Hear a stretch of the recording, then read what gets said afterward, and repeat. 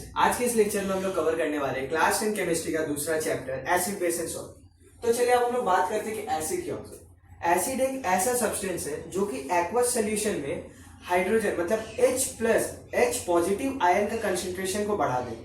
और बात करते हैं बेस क्या होता है। तो बेस एक ऐसा सब्सटेंस है जो कि OH नेगेटिव आयन के कंसंट्रेशन को एक्वस सोल्यूशन में बढ़ा दे।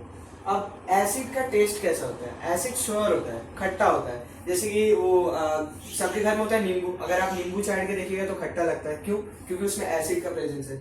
अब बेस ना बिटर होता है, मतलब वो कड़वा लगता है। अगर कोई नहाते समय किसी के मुंह में अगर साबुन गया होगा तो आप टेस्ट किए होगे तो कड़वा लगता है। तो क्यों होता है? क्योंकि साबुन में हम लोग का क्या बोलते हैं आपका बेस होता है, इसीलिए। अब कुछ टर्म्स के बारे में जान लेते हैं। जैसे एसिड जो है ना वो उसका पीएच ना 7 से कम होता है, लेस देन 7 होता है। पीएच का मतलब क्या होता है? पोटेंशियल ऑफ हाइड्रोजन, जिसके बारे में आगे और अच्छे से समझेंगे। अभी जस्ट ऊपर समझ लेते हैं। और बेस क्या है? बेस 7 से ज्यादा होता है। तो अब इसको स्टेटमेंट में समझ लेते हैं हम लोग। तो चलिए देखिए, acid a substance that give H+ ion in an aqueous solution. इसका कुछ और पॉइंट्स है, जैसे इसका टेस्ट ब्लू लिटमस। अब लिटमस क्या है? पहले अभी बेसिक में समझ लेते हैं। लिटमस एक ऐसा इंडिकेटर है जिसके कारण ना कलर में चेंज आता है, और कलर चेंजेस के कारण हम लोग आइडेंटिफाई कर सकते हैं कि वो एसिड है या बेस है।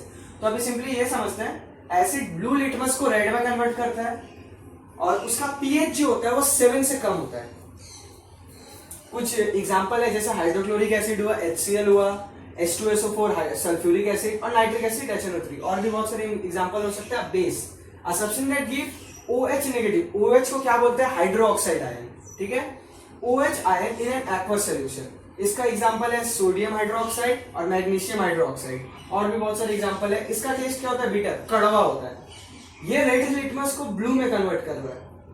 और जो बेस का जो पीएच होता है ना वो 7 से ज्यादा होता है। पीएच में एक्चुअली रीडिंग होता है 0 to 14। 7 जो होता है उसको न्यूट्रल बोलते हैं। 7 से कम अगर आते जाएंगे तो एसिडिक आते जाएगा, और 7 के बाद अगर जाएंगे मतलब 7 से 14 पे जाएंगे तो वो बेसिक मतलब बेस बढ़ते जाएगा, कंसेंट्रेशन ऑफ बेस बढ़ेगा। कंसेंट्रेशन ऑफ बेस का मतलब क्या है? OH आयन जो है, OH नेगेटिव आयन का कंसेंट्रेशन एक्वस सॉल्यूशन में इंक्रीज होगा।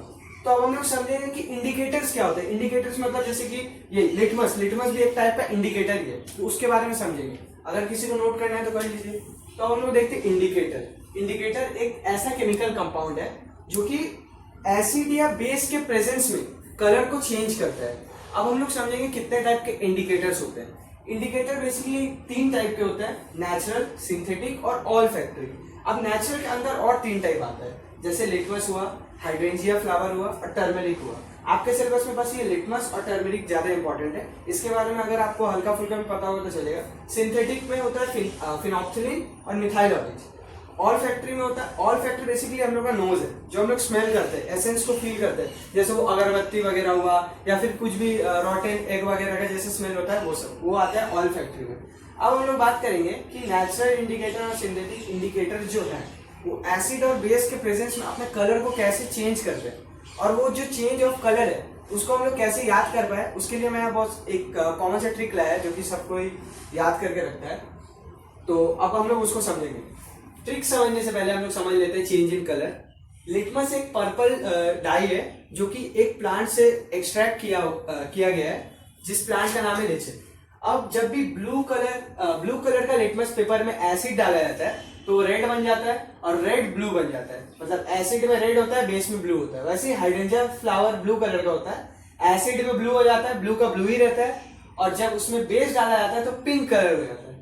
अब टर्मरिक तो सबको पता है, हल्दी। जब उसमें एसिड डाला जाता है तो वो येलो कलर, मतलब टर्मरिक का कलर तो बेस उसका नेचुरल कलर तो येलो ही है, तो वो येलो ही रहता है। जब भी उसमें बेस, अगर आप लोग घर पे भी ट्राई कर सकते हैं, हल्दी में अगर आप लोग वो सोप सोल्यूशन डालेंगे तो आप लोग देखेंगे उसका कलर रेड हो जाएगा। रेड क्यों होता है? रेड होने के कारण हम लोग को पता चलता है कि उसमें बेस है। अब हम लोग आते हैं फिनॉक्सिलिन में। फिनॉक्सिलिन में जब भी एसिड डाला जाता है तो कलरलेस हो जाता है, कोई कलर नहीं रहता, मतलब एकदम जैसे डिस्टिल वाटर होता है ना, एकदम व्हाइट, उस टाइप का कलर हो जाता है। बेस में उसका कलर पिंक हो जाता है। मिथाइल ऑरेंज में एसिड रेड हो जाता है और बेस येलो हो जाता है। अब हम लोग बात करेंगे all factory indicator. All factory indicator में क्या होता है ना, एसिड का जो स्मेल होता है वो स्मेल मतलब जो चीज का कोई भी ऑब्जेक्ट का जो स्मेल रहता है वो सेम रहता है, हटता नहीं है, बेस में लॉस कर जाता है। एक एक्टिविटी ले लेते हैं, जैसे आपके बुक में एक्टिविटी है 2.2, उसमें है एक ओनियन का स्ट्रिप है, मतलब क्लोथ के साथ मिक्स करके एक पाउच में बंद करके उसको एक दिन के लिए रख दिया गया है। 2 स्ट्रिप निकालने पे दोनों से ओनियन का स्मेल आएगा। उसके बाद हम लोग क्या करेंगे, 2 सोल्यूशन लेंगे, एक बेस सोल्यूशन लेंगे, एक एसिड सोल्यूशन लेंगे, और दोनों स्ट्रिप को दोनों सोल्यूशन में डिप करके रखेंगे।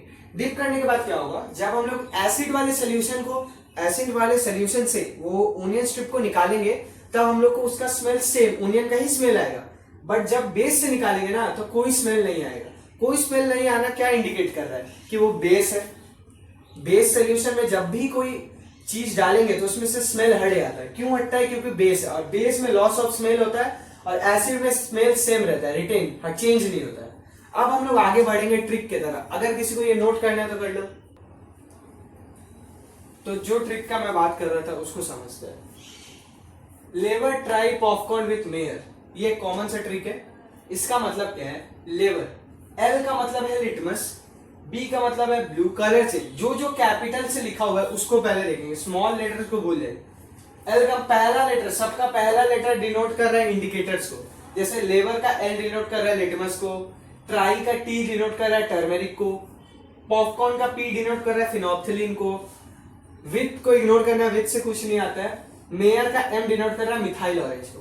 ठीक है, अब हम लोग समझेंगे कि बी से तो ब्लू कलर हो रहा है, आर से रेड हो रहा है, यहाँ आर से रेड हो रहा है, वाई से येलो हो रहा है, टी से पिंक हो रहा है, सी से कलरलेस हो रहा है, वाई से येलो हो रहा है, और आर से रेड हो रहा है। तो ये कलर तो हमको इससे याद हो गया। कलर हमको पता चलेगा कि लिटमस में ब्लू रेड होता है, टर्मेरिक में रेड येलो होता है, फिनोप्थिलीन में पिंक कलरलेस होता है, और मिथाइल ऑरेंज में येलो रेड होता है। अब हम लोग आइडेंटिफाई कैसे करेंगे कि एसिड में कौन सा कलर हो रहा है और बेस में कौन सा कलर हो रहा है। एक ट्रिक है कि वो जो इसके पहले वाले स्लाइड में मैंने जो चार्ट दिया था उसको याद कर लो, या फिर ये जो ट्रिक है ना, ये हमेशा बेस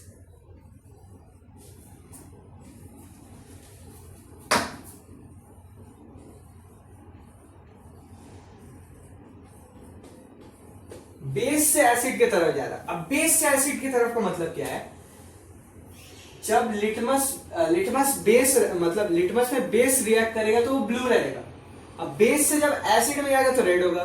सिमिलरली टर्मरिक में जब बेस रहेगा तो रेड ही कलर रहेगा, और जब एसिड रहेगा तो येलो हो जाएगा। वैसे ही फिनोप्थिलीन में जब बेस होगा तो पिंक कलर होगा, एसिड होगा तो कलरलेस हो जाएगा। मिथाइल ऑरेंज में बेस होगा तो येलो होगा, और एसिड होगा तो रेड होगा। तो ये हमेशा पहला वाला बेस है, दूसरा वाला एसिड है, पहला वाला बेस है, दूसरा वाला एसिड है, सेम ऑर्डर सारे में, मतलब लिटमस में भी है, टर्मेरिक में भी है, फिनोप्थिलीन में भी है, मिथाइल ऑरेंज में भी। तो ये एक अच्छा सा ट्रिक है जिसको आप याद कर सकते हैं। नहीं तो वो जो इसके पहले वाला जो चार्ट था वैसे अगर किसी को याद हो जाए तो बेस्ट है, अगर किसी को ये नोट करना है तो कर लीजिए। इसके बाद हम लोग समझेंगे स्ट्रॉन्ग एसिड क्या होता है, वीक एसिड क्या होता है, फिर कुछ टाइप ऑफ रिएक्शन है, वाटर के साथ है, मेटल के साथ एसिड का रिएक्शन, बेस के साथ reaction, CO2 test, H2 test, CO2 test, H2 test मैंने चैप्टर 1 में भी हल्का सा उसका इंटरव्यू दिया हुआ, मतलब हल्का सा बताया हुआ है। अब हम लोग बढ़ेंगे नेक्स्ट टॉपिक की तरफ। अब हम लोग थोड़ा एसिड के बारे में और अच्छे से जान लेते हैं। एसिड 2 टाइप के हो सकते हैं, ऑर्गेनिक और दूसरा मिनरल। ऑर्गेनिक और मिनरल। ऑर्गेनिक एसिड क्या होता है, ऑर्गेनिक एसिड जो कि हम लोग को अर्थ में जैसे सब्सटेंस लाइक जैसे लेमन वगैरह में, टमाटो वगैरह में जो भी एसिड पहले से मिलते हैं उसको हम लोग ऑर्गेनिक एसिड बोलते हैं। और मिनरल एसिड क्या होता है, जो भी हम लोग अर्थ के सब्सटेंस में, अर्थ में जैसे हाइड्रोजन मिलता है, क्लोरीन मिलता है, उन सबको एक्सट्रैक्ट करके लैब में जो हम लोग बनाते हैं एसिड, उसको हम लोग मिनरल एसिड बोलते हैं। अब हमारा जो ऑर्गेनिक एसिड होता है ना, वो वीक होता है as compare to mineral acid. Organic acid को अगर हम लोग खा लेते हैं या फिर इनहेल वगैरह कर लेते हैं तो उतना हार्मफुल नहीं होगा जितना मिनरल एसिड होता है। क्यों होता है, क्योंकि मिनरल एसिड कॉन्सेंट्रेटेड होता है और ऑर्गेनिक एसिड उतना कॉन्सेंट्रेटेड नहीं होता है। अगर कॉन्सेंट्रेटेड हम समझ नहीं आ रहा है तो बस सिंपली समझ सकते हैं, ऑर्गेनिक एसिड वीक नहीं है, बहुत ऑर्गेनिक एसिड वीक है, मिनरल एसिड स्ट्रॉन्ग है। ऑर्गेनिक एसिड जो होता है वो वीक होता है और मिनरल एसिड जो है वो स्ट्रॉन्ग होता है। ठीक है, इसको अब हम लोग स्टेटमेंट इसका समझ लेते हैं। तो हम लोग देख लेते हैं organic acid. Organic acid are natural occurring acid which are present in plant materials and animal are called organic acid. तो ऑर्गेनिक एसिड बेसिकली जो प्लांट्स में प्रेजेंट हो, एनिमल की किसी बॉडी पार्ट या कुछ भी सब्सटेंस में प्रेजेंट हो, उसको हम लोग ऑर्गेनिक एसिड बोलते हैं। Organic acid like acetic acid किस में प्रेजेंट होता है? विनेगर में। एसिटिक एसिड को हम लोग इथेनोइक एसिड के नाम से भी जानते हैं, वो विनेगर में होता है। Citric acid citrus fruit like जैसे ग्रेप्स हुआ, फिर लेमन हुआ, इन सब में होता है। लैक्टिक एसिड ना, जब वो हम लोग जब खेलने वेलने जाते हैं, जो लोग फुटबॉल क्रिकेट वगैरह खेलते होंगे, उन लोगों को मसल में क्रैम्प्स होता है, अचानक से पेन होता है। वो जब मसल में लैक ऑफ ऑक्सीजन का मतलब ऑक्सीजन का कमी जब होता है, लैक ऑफ ऑक्सीजन जब प्रेजेंट होता है मसल में, तब लैक्टिक एसिड का फॉर्मेशन होता है। लैक्टिक एसिड के फॉर्मेशन के कारण क्या होता है ना, मसल में क्रैम्प्स आता है जिससे पेन होता है। और लैक्टिक एसिड कर्ड में भी प्रेजेंट होता है। ऑक्सैलिक एसिड टमाटो में प्रेजेंट होता है। टाइट्रिक एसिड ये इमली होता है ना, टर्मेरिक, उसमें भी प्रेजेंट होता है। फॉर्मिक एसिड को हम लोग मिथेनोइक एसिड भी बोलते हैं। जब हम लोग को वो चींटी काटते हैं या फिर बी स्टिंग जो होता है, उसमें मिथेनोइक एसिड होता है। अब हम लोग इसके ऊपर भी बात करेंगे। जब एंट या बी स्टिंग जब होता है तो स्वेलिंग होता है या फिर जलता है, तो उसको न्यूट्रलाइज करने के लिए हम लोग बेस का अप्लाई करते हैं। तो बेस अप्लाई करने से वो क्या होता है ना, वहां जलता कम है, रिलीफ प्रोवाइड करता है। क्यों होता है उसके बारे में भी आगे पढ़ेंगे। ये कुछ इंपॉर्टेंट है, ये हो सकता है एमसीक्यू वगैरह में पूछ ले या फिर कोई टेबल में पूछ ले कि किस में कौन सा एसिड प्रेजेंट होता है, तो इसको आप लोग नोट कर सकते हैं। अब बात कर लेते हैं मिनरल एसिड का। The acid prepared from the mineral of the earth are called mineral acid. कुछ एग्जांपल है, जैसे हाइड्रोक्लोरिक एसिड हुआ, सल्फ्यूरिक एसिड हुआ, नाइट्रिक एसिड हुआ, HNO3, H2SO4, HCl, ये सब मिनरल एसिड है। मिनरल एसिड बहुत ही ज्यादा हार्मफुल होता है अगर वो कंसेंट्रेटेड फॉर्म में होगा। कंसेंट्रेटेड फॉर्म में जब होगा ना, तो वो कभी भी जब रिएक्ट करेगा किसी भी चीज के साथ, तो बहुत ही वाइगोसली रिएक्ट करेगा। और ये जो कंसेंट्रेटेड फॉर्म में है ना, तो ये ना हाथ को डैमेज कर सकता है, आई को डैमेज कर सकता है। इसीलिए इसको ना लैब वगैरह में जब प्रिपेयर किया जाता है, बहुत ही सावधानी से, मतलब केयरफुली इसको, केयरनेस को मेंटेन करके इसको प्रिपेयर किया जाता है। अब बात करते हैं ये बार बार डाइल्यूट, कंसेंट्रेटेड, ये क्या है? कंसेंट्रेटेड स्ट्रॉन्ग फॉर्म को बोलते हैं और डाइल्यूट वीक फॉर्म को बोलते हैं। कंसेंट्रेशन का मतलब होता है ना, एसिड में अमाउंट ऑफ वाटर जब भी मिनिमम हो उसको कंसेंट्रेटेड बोलते हैं। जब भी HCl में HCl प्रिपेयर्ड होता है एक्वस सॉल्यूशन में, तो उसमें जब भी वाटर का अमाउंट कम हो तो उसको कंसेंट्रेटेड फॉर्म बोलेंगे। मिनिमम अमाउंट ऑफ वाटर को हम लोग कंसेंट्रेटेड फॉर्म बोलेंगे, और मैक्सिमम या मोर अमाउंट ऑफ वाटर जब रहेगा उसको डाइल्यूट फॉर्म बोलेंगे। वाटर जब ज्यादा रहेगा तो उसका एक्शन को थोड़ा, मतलब क्या बोलते हैं, उसका एक्शन को कमा देगा, और वाटर एकदम कम रहेगा तो वो विग्रोसली रिएक्ट करेगा। अब हम लोग कंसेंट्रेशन और डाइल्यूट का स्टेटमेंट देख लेते हैं, और उसके बाद हम लोग बात करेंगे। जैसे आपके बुक में केस दिया हुआ है कि जब भी पानी में हम लोग एसिड डालते हैं तो क्या करते हैं, मतलब पानी में एसिड डालना चाहिए, एसिड में पानी डालना चाहिए, वो क्या होता है, उसके पीछे का लॉजिक क्या है, उसको समझेंगे। अब हम देखते हैं concentrated acid. Concentrated acid is one which contain minimum possible amount of water. मतलब ऐसा एसिड जिसमें बहुत ही, मतलब अमाउंट ऑफ वाटर बहुत ज्यादा कम हो, उसी को हम लोग कंसेंट्रेटेड एसिड बोलेंगे। कंसेंट्रेटेड एसिड को हम लोग शॉर्ट में ऐसे लिखते हैं। मान कुछ एक एग्जांपल लेते हैं, जैसे हाइड्रोक्लोरिक एसिड HCl। अब हम लोग को कैसे पता चलेगा कंसेंट्रेटेड फॉर्म में है या फिर डाइल्यूटेड फॉर्म में है?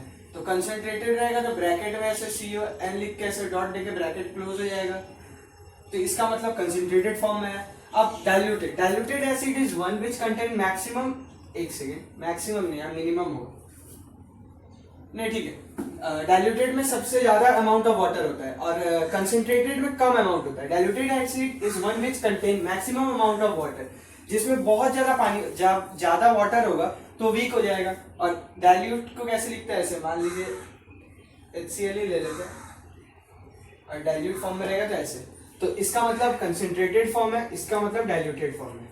अब एक केस ले लेते हैं। मान लेते हैं कि यहाँ पे एक बकेट है, ये एक बकेट है,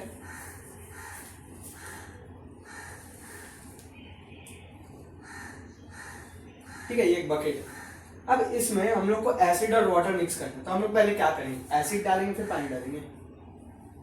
अगर इसमें हम लोग पहले एसिड डाल देते हैं और उसके ऊपर से पानी डालते हैं, तो हम लोग ने क्या बोला था, एसिड जो होता है वो बहुत ही वर्गसली रिएक्ट करता है, क्योंकि इसमें तो पहले से पानी नहीं है, तो वो जो अंदर एसिड है वो कंसेंट्रेटेड फॉर्म में है, उसके ऊपर पानी डाल रहे हैं तब वो डाइल्यूट हो रहा है। तो जब भी उसके ऊपर पानी डालेंगे, मान लीजिए हाथ से ऐसे पानी डाल रहे हैं, तो ना छिटकेगा, बाहर की तरफ आएगा, वो रिएक्ट करेगा ना वाटर से, बहुत ही फास्ट रिएक्शन होगा, तो वो ना कुछ अमाउंट ऑफ एसिड ऐसे बाहर आएगा।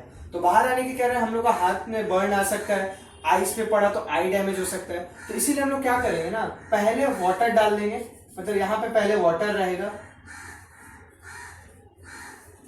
वाटर रहेगा, और उसके बाद धीरे धीरे एसिड को ऊपर से डालेंगे ऐसे, और एक स्टिक वगैरह के मदद से, मान लीजिए ये एक स्टिक है, इसकी मदद से ना इसको सर्कुलर मोशन में ऐसे घुमाएंगे, स्टेयरिंग जिसको बोलते हैं, ऐसे घुमाते रहेंगे कि बहुत ज्यादा रिएक्ट ना करे, वर्गसली रिएक्ट ना करे, स्लो रहे। उससे क्या होगा, हम लोग कंसेंट्रेटेड फॉर्म को डाइल्यूट फॉर्म कर देंगे, वीक बना देंगे, जिससे क्या रिएक्शन बहुत ज्यादा ना हो, एक्सप्लोसिव रिएक्शन ना हो। तो इसका स्टेटमेंट देख लेते हैं। The dilution of concentrated acid should always be done by adding concentrated acid to water gradually with stirring and not by adding water to, ये concentrated है, concentrated acid जो अभी मैंने बोला वही चीज यहाँ पे लिखा हुआ है। अगर ये किसी को नोट, ये कभी कभार वो केस बेस्ड टाइप में आ सकता है या शॉर्ट क्वेश्चन में आपसे पूछ सकता है, अगर किसी को ये नोट करना है तो कर लीजिए। इसके बाद हम लोग बढ़ेंगे नेक्स्ट टॉपिक की तरफ। तो आगे बढ़ने से पहले हम लोग एक चीज जान लेते हैं, सॉल्ट। सॉल्ट क्या होता है? सॉल्ट एक आयनिक कंपाउंड है जो कि बनता है जब भी एसिड या बेस का रिएक्शन होने के बाद न्यूट्रलाइज जब होता है तो एक कंपाउंड का फॉर्मेशन होता है, उसी कंपाउंड को सॉल्ट बोलते हैं। सॉल्ट हमेशा पॉजिटिव और नेगेटिव आयन के एक्सचेंज में बनता है, जैसे NaCl, Na+Cl-। आयोनिक कंपाउंड क्या होता है? आयोनिक कंपाउंड शेयर करता है अपने इलेक्ट्रॉन को, मतलब कंप्लीट शेयर होता है। ये अपना जो भी लास्ट शेयर में इलेक्ट्रॉन होगा वो इसको दे देगा, ये उसको दे देगा, और एक बॉन्ड क्रिएट करता है जिसको हम लोग आयनिक, जिस बॉन्ड से एक कंपाउंड का फॉर्मेशन, उसी को हम लोग बोलते हैं आयनिक कंपाउंड। ठीक है, तो सॉल्ट हमेशा आयनिक कंपाउंड होता है, जैसे ये NaCl प्लस और माइनस, कंप्लीट शेयर, पॉजिटिव और नेगेटिव आयन का एक्सचेंज हुआ है, तो ये एक आयनिक कंपाउंड। अब सॉल्ट का डेफिनेशन हम लोग जान लेते हैं। Salt is an ionic compound formed from the neutralization reaction of an acid and a base consisting of positively charged ion। Positively charged ion को हम लोग कैटायन बोलते हैं और negatively charged ion को हम लोग एनायन बोलते हैं। कैटायन और एनायन के एक्सचेंज से एक बॉन्ड बनता है जिसको हम लोग आयनिक बॉन्ड बोलते हैं, और आयोनिक बॉन्ड के मदद से जो कंपाउंड का फॉर्मेशन होता है उसको हम लोग आयोनिक कंपाउंड बोलते हैं। और आयोनिक कंपाउंड एक सॉल्ट है। ठीक है, salt is a form of ionic compound. अब आयोनिक कंपाउंड ये तो पता चल गया सॉल्ट। आयोनिक कंपाउंड कैसे बनता है? मेटल हमेशा आयन को रिलीज करता है और नॉन मेटल हमेशा आयन को लेता है। तो यहाँ पे क्या हो रहा है? एक्सचेंज ऑफ आयन हो रहा है। जैसे NaCl का जब हम लोग केस ले रहे हैं Na+Cl-, ये क्यों हो रहा है? ये सॉलिड, ये मेटल है, ये नॉन मेटल है।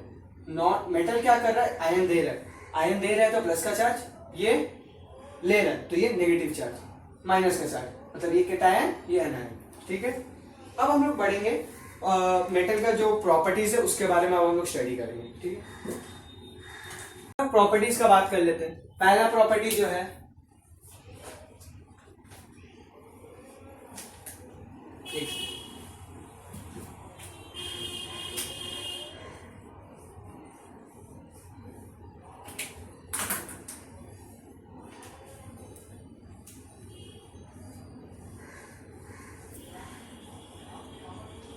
एसिड का टेस्ट श्योर होता है। ठीक है, दूसरा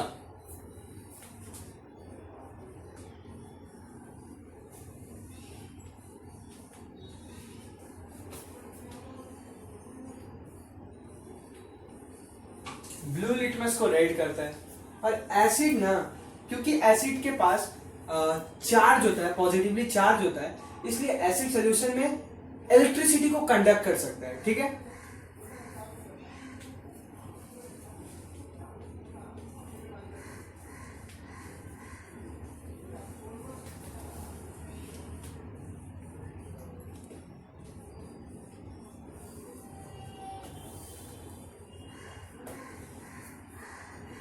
एक चीज हमेशा याद रखिएगा, एसिड जब सॉल्यूशन के फॉर्म में है, एसिड जब सॉल्यूशन के फॉर्म में तभी वो इलेक्ट्रिसिटी कंडक्ट कर सकते हैं। एक और प्रॉपर्टी जान लेते हैं,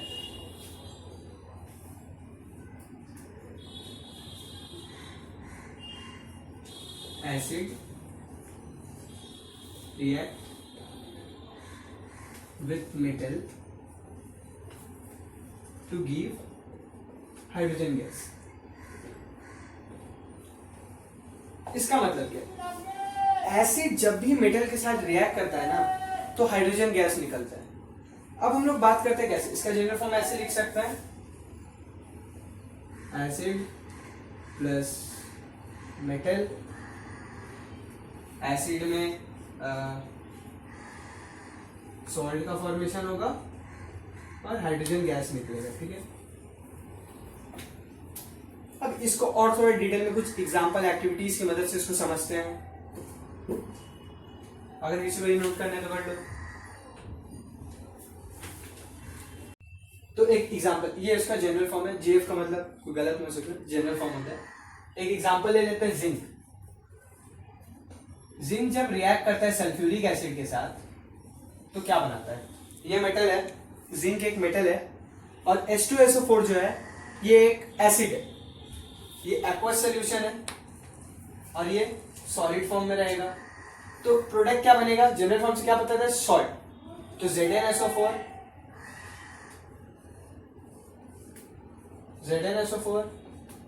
प्लस ये एक्वस फॉर्म में रहेगा, हाइड्रोजन गैस निकलेगा। जनरल फॉर्म से रिलेट करते हुए चलेंगे, ठीक है। ये सॉल्ट क्यों है, क्योंकि ये एक आयोनिक बॉन्ड से बन रहा है, ये एक आयोनिक बॉन्ड से बन रहा है, तो ये है सॉल्ट और ये हाइड्रोजन गैस निकल रहा है। अब हम लोग इस एक्टिविटी को जब हम लोग लिख रहे हैं, मतलब रिटन फॉर्म में लिख रहे हैं, तब हमको पता चल रहा है कि हाइड्रोजन गैस निकल रहा है। बट अगर हम लोग लैब में टेस्ट करेंगे तो हम लोग कैसे पता करेंगे, तो जो सेटअप होता है उसको मैं ड्रॉ करता हूं और उसके मदद से आपको बताता हूं। तो जो मैं बोल रहा था, कैसे हम लोग आइडेंटिफाई करेंगे, आपके बुक में ये एक्टिविटी दिया हुआ है शायद, एक्टिविटी 2.3। तो प्रॉपर्टी क्या था, जब भी एसिड रिएक्ट करता है मेटल के साथ तो एक सॉल्ट का फॉर्मेशन होता है और हाइड्रोजन गैस इवॉल्व होता है।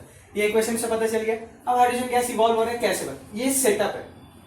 लैब में जब हम लोग टेस्ट करते हैं, ये सेटअप है, ये स्टैंड है। स्टैंड में क्या है ना, टेस्ट ट्यूब को मतलब टेस्ट ट्यूब का अटैच किया हुआ, पकड़ के रखा गया है स्टैंड की मदद से। उसमें जिंक ग्रेन्यूल डाला हुआ है, ये जो जिंक है उसमें डाला हुआ है, और उसी में ना सल्फ्यूरिक एसिड भी डाला हुआ है।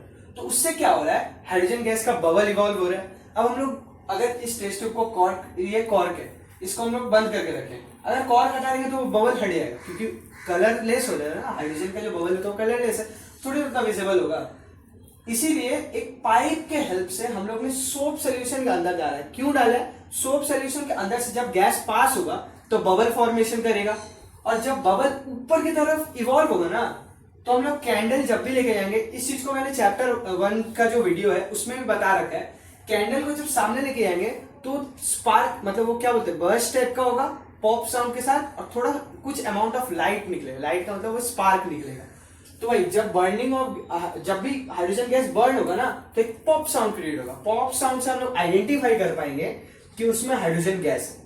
तो यही है उसका पूरा सेटअप। अगर आपसे पूछता है कि हाइड्रोजन गैस की जो टेस्ट है वो कैसे होता है, तो ये सिंपल सा ये लिख सकते हैं, बर्निंग कैंडल को हाइड्रोजन गैस के साथ जब रिएक्ट कराया जाता है तो पॉप साउंड का क्रिएट होता है स्टेटमेंट में। अगर लॉन्ग क्वेश्चन के फॉर्मेट में आया तो थोड़ा आपको ये सेटअप बनाना पड़ेगा, जरूरी नहीं है आपको एकदम एग्जैक्ट ये बनाना पड़ेगा। आप एक नॉर्मल सा स्टैंड बना सकते हैं। टेस्ट ट्यूब, ये तो सबको पता है, टेस्ट ट्यूब से एक पाइप सोप सोल्यूशन रहेगा, इसको ये मैंडेटरी है, इसको लिखना होगा सोप सोल्यूशन।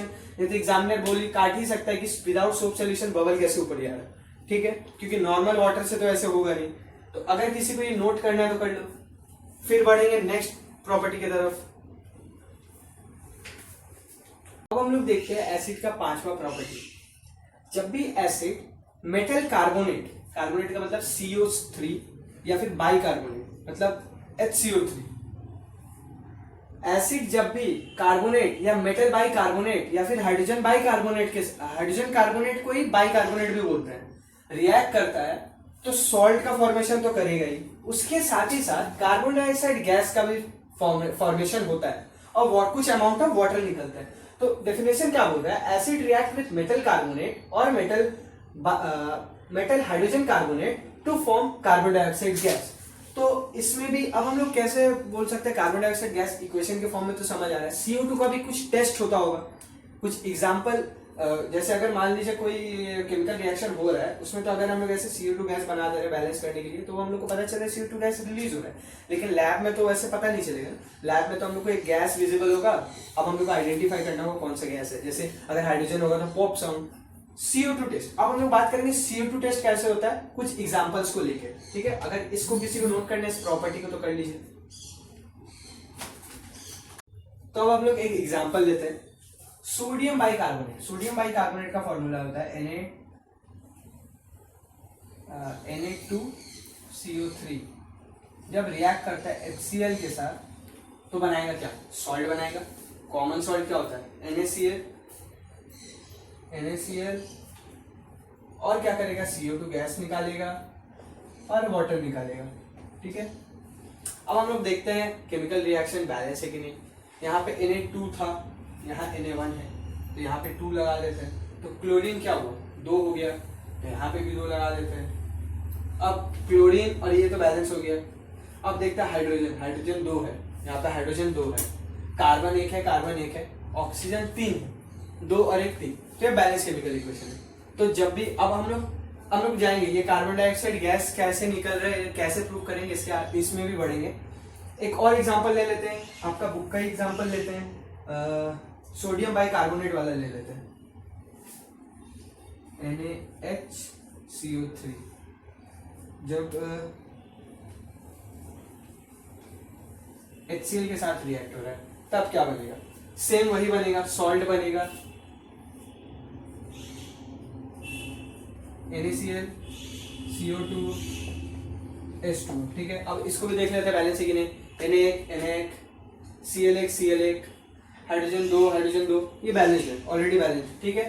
तो जब भी मेटल कार्बोनेट हो या मेटल बाइकार्बोनेट हो, बाई वर्ड जब भी यूज हो रहा है हमेशा कार्बोनेट के पहले H ऐड कर देना है, बाई का मतलब, ठीक है। हाइड्रोजन कार्बोनेट और बाइकार्बोनेट एक ही चीज है, ठीक है।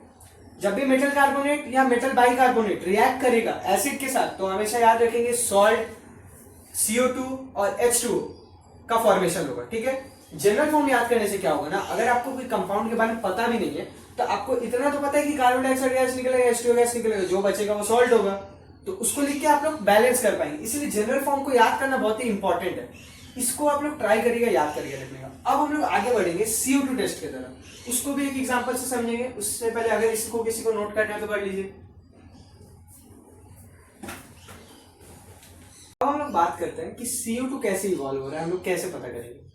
तो जब भी कार्बन डाइऑक्साइड गैस रिलीज होगा उसको हम लोग लाइम वाटर से पास करेंगे, तो ना व्हाइट कलर का सोल्यूशन दिखाई देगा, मिल्की व्हाइट कलर का सोल्यूशन दिखाई देगा, जिससे हम लोग कंक्लूड कर सकते हैं कि उसमें कार्बन डाइऑक्साइड का प्रेजेंस है। अब लाइम वाटर क्या होता है, लाइम वाटर का कॉम्पोजिशन क्या होता है, कैल्शियम हाइड्रोक्साइड CaOH का ऑल 2, इसी को हम लोग लाइम वाटर भी बोलते हैं, ठीक है।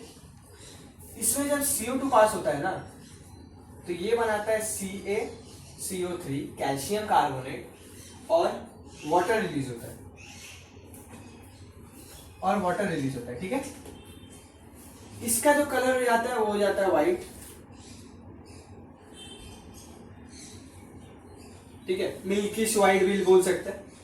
अब जब इसमें CO3 में इसमें जब एक्सट्रीम, मतलब ये एक बार जब हम लोग कार्बन डाइऑक्साइड गैस डालें तो ये हुआ, इसमें फर्दर और इसमें कार्बन डाइऑक्साइड गैस डालेंगे तो क्या होगा, उसको देखते हैं, ठीक है। ये CO3 में जब और CO2 डाल रहे हैं तो कैल्शियम बाइकार्बोनेट बनाता है, ठीक है।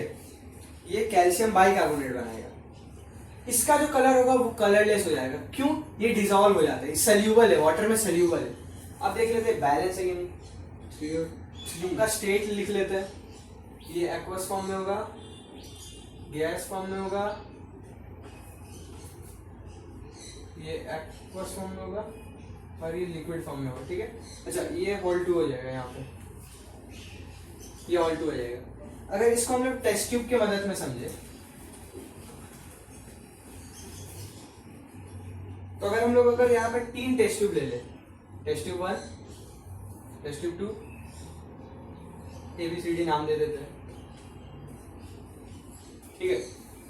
इसमें सिर्फ अगर मान ली इसमें सिर्फ CO2 गैस है, तो ये क्या रहेगा, विजिबल, विजिबल होगा, नहीं होगा, नहीं दिखेगा। अब इसी में अगर हम लोग लाइम वाटर डाल दें,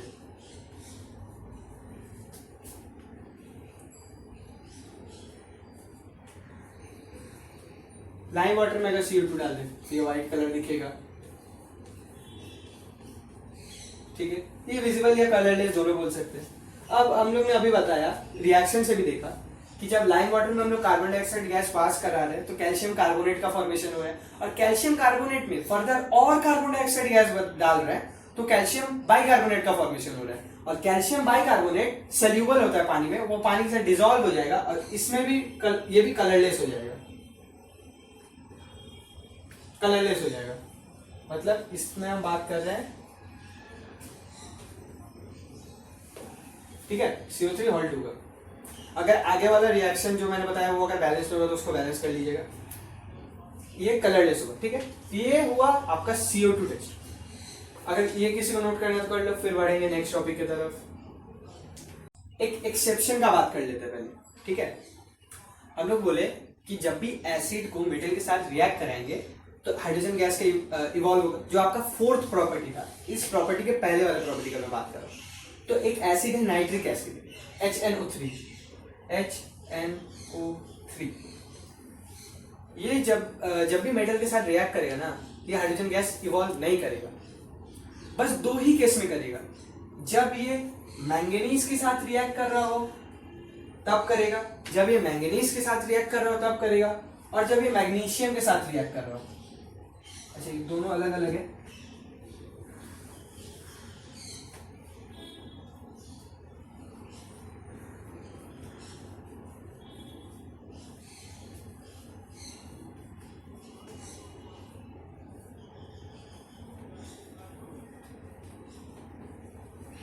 ठीक है, जब भी नाइट्रिक एसिड मैंगनीज के साथ रिएक्ट करेगा तब सॉल्ट और हाइड्रोजन गैस इवॉल्व होगा, और जब भी मैग्नीशियम के साथ रिएक्ट करेगा तभी सॉल्ट और हाइड्रोजन गैस इवॉल्व होगा। बाकी किसी और एलिमेंट के केस में हाइड्रोजन गैस इवॉल्व नहीं होगा, ठीक है। ये एक एक्सेप्शन था आपका 4th प्रॉपर्टी का। अब हम लोग बढ़ेंगे आगे। अगर CO2 का बात करें तो कार्बन डाइऑक्साइड गैस जो होता है ना, जो बर्निंग कैंडल के ऊपर जो ये रहता है, ऐसे जो स्ट्रक्चर रहता है कैंडल पे, वो CO2 गैस का ही रहता है। तो अगर जो गैस निकल रहा है, अगर देखेंगे, अगर लाइमस्टोन रहता है ना, लाइमस्टोन में जब भी हम लोग एसिड ड्रॉप करेंगे, एसिड डालेंगे, तो इसका बॉडी पे ना ऐसे करके ना एक स्ट्रक्चर सा बन जाएगा, बबल टाइप का, मतलब एक स्ट्रक्चर बनेगा। इस स्ट्रक्चर में अगर हम लोग फायर डालेंगे, मतलब फायर टाइप का फायरिंग कुछ चीज डालेंगे ना, तो बर्निंग स्टार्ट हो जाएगा इस जगह में। तो उससे भी टेस्ट कर सकते हैं, लेकिन आपके सिलेबस में जो दिया हुआ है CO2 टेस्ट को मिल्की कलर अगर आपको दिख रहा है लाइम वाटर पास करने पे, मिल्की कलर अगर आपको शो हो रहा है तो कंक्लूड कर सकते हैं कि उसमें कार्बन डाइऑक्साइड गैस है।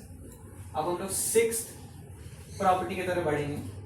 तो हम लोग बात करते हैं 6th प्रॉपर्टी की तरफ। Acid react with base to form salt and water. ये जो बेस है इसी को एल्कलीज भी बोलते हैं। तो जब भी ना एसिड रिएक्ट करता है बेस के साथ तो सॉल्ट और वाटर का फॉर्मेशन होता है, ठीक है। ये जो रिएक्शन है इसी को हम लोग न्यूट्रलाइजेशन रिएक्शन भी बोलते हैं, क्योंकि एसिड और बेस रिएक्ट करके सॉल्ट और वाटर का फॉर्मेशन कर रहे हैं, इससे ये दोनों न्यूट्रलाइज हो जा रहा है, ठीक है। जो स्टार्टिंग में हम लोग ने पढ़ा था ना सॉल्ट का डेफिनेशन, कि वो एक आयोनिक कंपाउंड होता है, तो ये वाला सॉल्ट सारा जो रहता है ना वो न्यूट्रल फॉर्म में रहता है, सब ज्यादा बेटर होता है। तो एक एग्जांपल ले लेते हैं, जैसे सोडियम हाइड्रोक्साइड को जब HCl हाइड्रोक्लोरिक एसिड के साथ रिएक्ट कराएंगे तो क्या बनेगा, सॉल्ट NaCl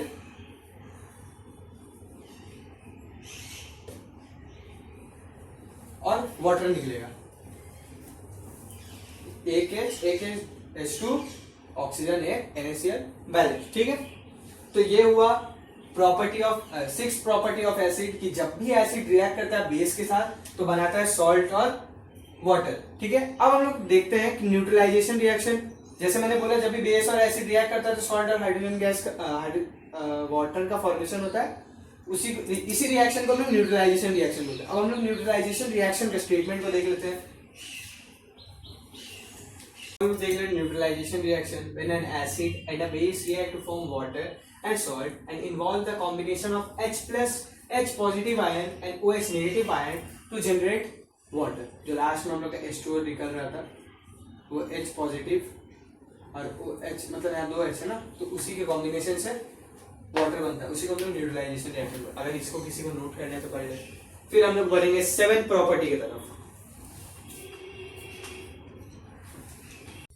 अब हम लोग देखते हैं एसिड का 7वां प्रॉपर्टी क्या है। जब भी एसिड रिएक्ट करता है मेटल ऑक्साइड के साथ तो सॉल्ट और वाटर का फॉर्मेशन करता है। ये भी, इसको भी काइंड ऑफ न्यूट्रलाइजेशन रिएक्शन बोल सकते हैं। ठीक है, ये एक्चुअल न्यूट्रलाइजेशन रिएक्शन नहीं है but kind of neutralization reaction बोल सकते हैं, क्योंकि मेटल ऑक्साइड का जो नेचर होता है ना पानी में इन वाटर बेसिक होता है, बेसिक नेचर होता है। क्योंकि न्यूट्रलाइजेशन में रिएक्शन में क्या होता है, एसिडिक और बेसिक नेचर मिलके न्यूट्रलाइज कर रहा था, तो ये भी बेसिक नेचर का है और एसिडिक नेचर का है, तो इसको भी काइंड ऑफ न्यूट्रलाइजेशन रिएक्शन बोल सकते हैं। इसको अब हम लोग आपके बुक में जो एक्टिविटी है उसके हेल्प से समझते हैं। एक्टिविटी 2.7, एक्टिविटी 2.7 में क्या बोला है, take a small amount of copper oxide in a beaker and add dilute hydrochloric acid slowly while stirring. While stirring क्यों बोला है, क्योंकि पता ही है एसिड जो है वर्गुअसली रिएक्ट करता है, तो इसीलिए उसको कंटिन्यूस स्टेयरिंग के साथ उसको डाला जा रहा है। तो यहाँ पे क्या बोला है, copper oxide, copper two oxide मतलब CuO plus HCl, CuO plus HCl।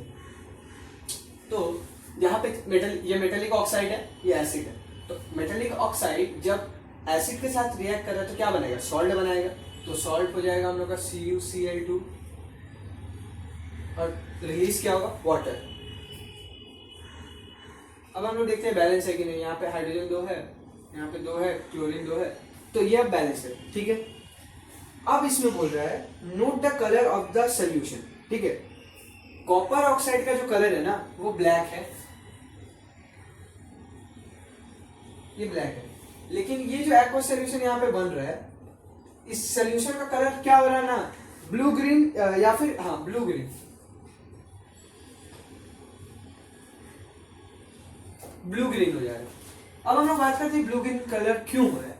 ये जो नया सॉल्ट का फॉर्मेशन हुआ है कॉपर क्लोराइड का, ये कॉपर क्लोराइड का फॉर्मेशन के कारण सोल्यूशन का कलर ब्लू और ग्रीन हो गया, क्योंकि पहले कॉपर ऑक्साइड का कलर ब्लैक था, आफ्टर रिएक्शन इसका कलर ब्लू और ग्रीन हो गया।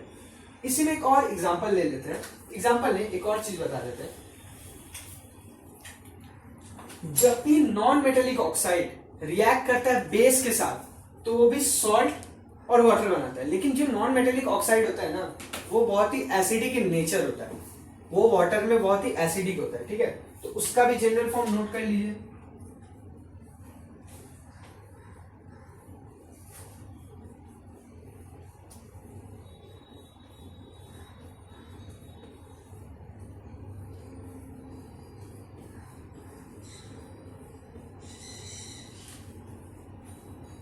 सॉल्ट प्लस H2, इसका एक एग्जांपल भी लिख सकते हैं, आगे वाला का तो देखिए, इसका एग्जांपल हो जाएगा नॉन मेटेलिक ऑक्साइड।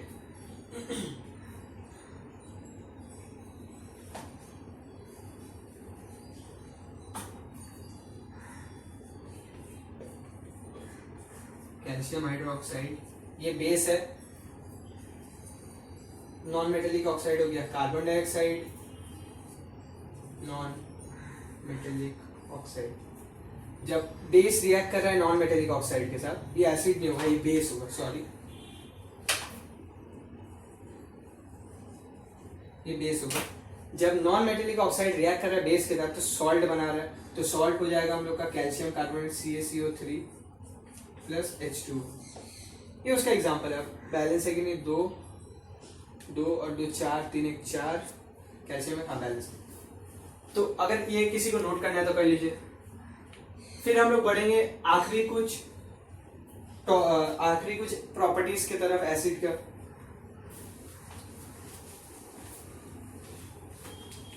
ये है एसिड का आखिरी property, acid have corrosive nature. Corrosive nature का क्या है मतलब है कि एसिड जो है ना वो बहुत जितने भी सामान है कंसंट्रेटेड फॉर्म में अगर होगा एसिड तो डैमेज हो जाएगा, क्लोथ वगैरह होगा। अब अगर किसी भी क्लोथ में एसिड डाल दे तो क्या होगा, वो जल जाएगा, या फिर एसिड अगर स्किन वगैरह पे पड़े तो स्किन में बर्न आ जाएगा। तो इसलिए कोरोसिव है नेचर में। और खासकर जो मिनरल एसिड है, मिनरल एसिड तो बहुत ज्यादा हार्मफुल होता है क्योंकि वो बहुत ही ज्यादा कंसंट्रेटेड होता है, और ऑर्गेनिक एसिड क्या है वो थोड़ा वीक है, और मिनरल एसिड बहुत ही ज्यादा स्ट्रांग है, तो स्ट्रांग एसिड ज्यादा डैमेज पहुंचाएगा। अब एक दो और एग्जांपल से समझते हैं।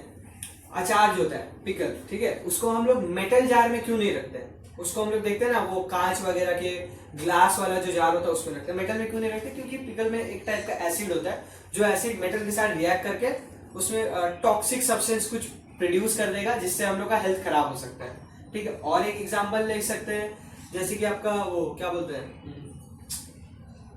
Lemon juice.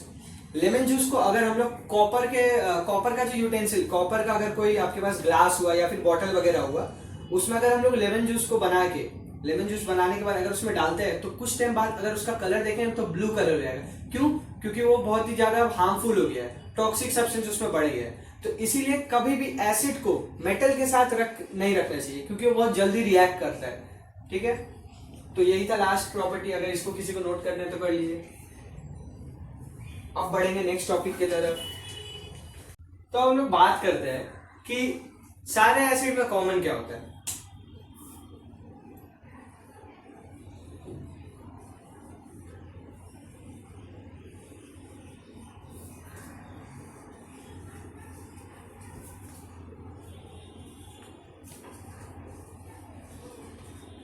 What do all acid have in common? तो एसिड में कॉमन चीज क्या होता है? एसिड होता है, एसिड में कॉमन एसिड होता है थोड़ी ना। एसिड में कॉमन ये होता है कि एसिड को जब भी आयोनाइज कराया जाएगा, एसिड को आयोनाइज करने का मतलब जब भी उसका कंपोनेंट को ब्रेक किया जाएगा तो हमेशा H+ आयन निकलेगा। अब एक एग्जांपल के लिए ले लेते हैं, एक एसिड ले लेते हैं HCl। HCl को आयोनाइज करके जब हम इसको ब्रेक करेंगे तो H+ आयन और Cl नेगेटिव आयन में निकलेगा, H अलग Cl अलग। एक और एग्जांपल ले लेते हैं H2SO4।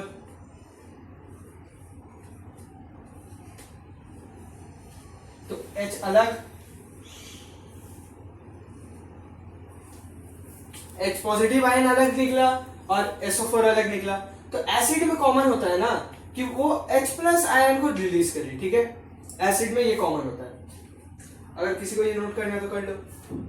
अब हम लोग बात करेंगे कि एसिड और बेस में जब भी वाटर को मिलाया जाता है तो क्या होता है, मतलब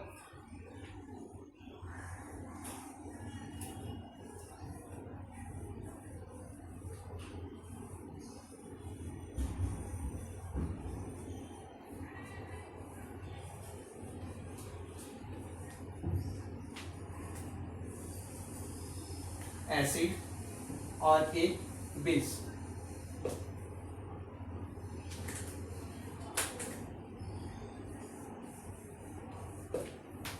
क्या कॉमन मतलब कि जब भी वाटर को एसिड या बेस में मिक्स किया जाता है तो क्या क्या क्या होता है। ठीक है, तो उसको हम लोग समझेंगे। एक एग्जांपल ले लेते हैं HCl।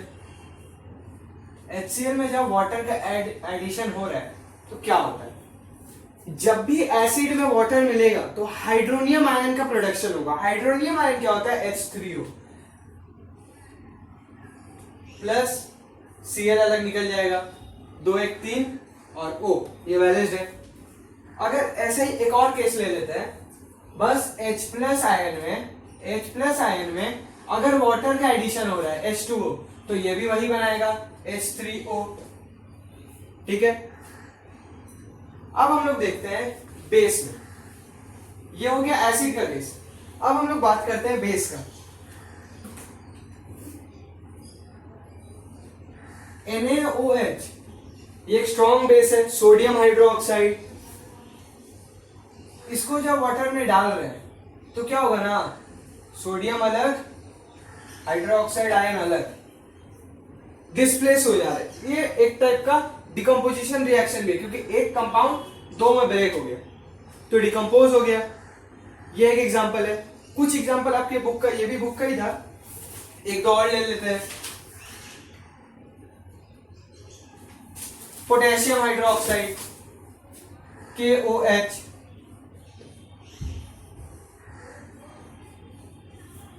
ये भी पोटेशियम अलग, हाइड्रोक्साइड अलग।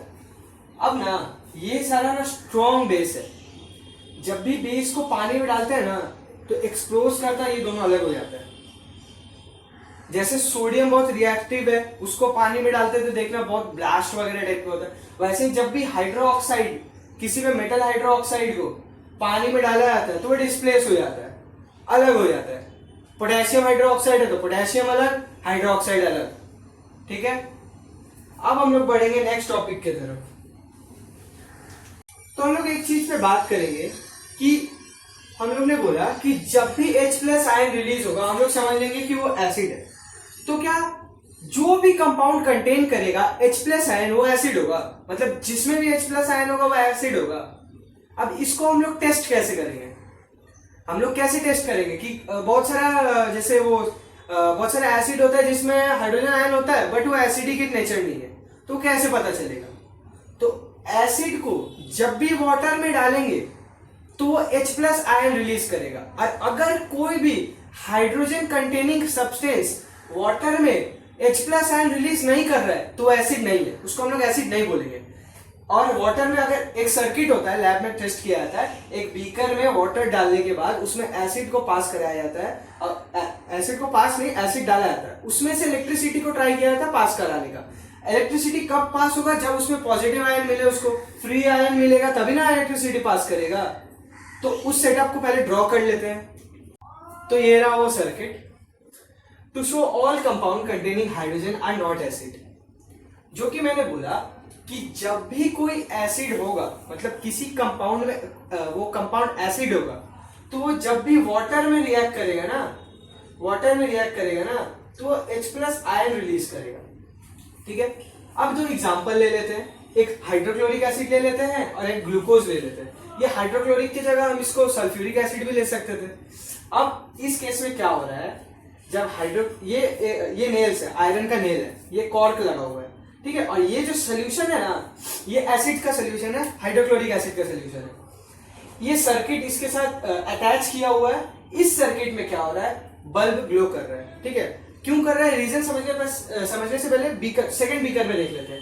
इस बीकर में ग्लूकोज सोल्यूशन है, C6H12O6 इसका कंपोजिशन होता है। इसमें ना, इसमें भी हाइड्रोजन है, इसमें भी हाइड्रोजन है, बट इस केस में बल्ब ग्लो नहीं हो रहा है, इस केस में बल्ब ग्लो हो रहा है। अब बात करते हैं कैसे, ठीक है। वाटर में जब भी एसिड होगा तो H+ आयन क्रिएट करेगा, उससे हमको क्या पता चलेगा कि वो एसिड है। और H+ आयन इलेक्ट्रिसिटी को फ्लो करने के लिए फ्री आयंस का चाहिए, फ्री आयंस का उसको जरूरत होता है। तो ये जो H+ आयन रिलीज हो रहा है ना एसिड में, वो एक मीडियम प्रोवाइड करता है जिससे इलेक्ट्रिसिटी फ्लो करे, और इस सर्किट में बल्ब ग्लो कर रहा है। तो इससे हम लोग क्या कंक्लूड कर सकते हैं, वाटर में जब भी हाइड्रोक्लोरिक, ये एक्वस फॉर्म में, ठीक है, ये वाटर के साथ एक्वस फॉर्म में, इसमें क्या हो रहा है, H+ आयन रिलीज हो रहा है, यहाँ पे H+ रिलीज हो रहा है, ठीक है। तो ये यहाँ पे बैटरी के साथ ये पोटेंशियल डिफरेंस क्रिएट कर रहा है, जिसके कारण क्या हो रहा है, इलेक्ट्रिसिटी फ्लो कर रहा है और बल्ब का ग्लो हो रहा है। अब सेकेंड केस में यहाँ पे भी हाइड्रोजन है, इस ग्लूकोज में भी हाइड्रोजन है, बट यहाँ पे H+ आयन नहीं निकल रहा है।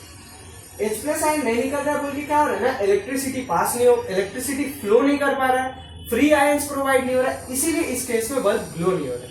तो अगर हमसे कोई भी पूछे कि हर हाइड्रोजन कंटेनिंग कंपाउंड क्या एसिड है, तो हम लोग बोलेंगे उसको पहले हम लोग को देखना होगा कि वाटर के साथ रिएक्ट करने के बाद उसमें H+ आयन रिलीज हो रहा है कि नहीं। अगर H+ आयन रिलीज हुआ तो वो एसिड है। और इलेक्ट्रिसिटी टेस्ट अगर करना होगा कि एसिड में इलेक्ट्रिसिटी फ्लो हो रहा है कि नहीं, तो वो कैसे करेंगे, जो एसिड H+ आयन रिलीज करेगा उसमें इलेक्ट्रिसिटी फ्लो होगा, जो एसिड नहीं करेगा उसमें इलेक्ट्रिसिटी फ्लो नहीं होगा। अगर इसको किसी को नोट करना है तो कर लो, फिर बढ़ेंगे नेक्स्ट टॉपिक की तरफ। तो आगे बढ़ने से पहले हम लोग कुछ और चीज समझ लेते हैं। जैसे कि आगे मैंने जो वो केस आपको बताया, उसमें ना अगर एसिड कंसंट्रेटेड होगा, एसिड अगर कंसंट्रेटेड फॉर्म में होगा तो ज्यादा ब्राइट ग्लो करेगा, ठीक है, ब्राइट ज्यादा होगा। और एसिड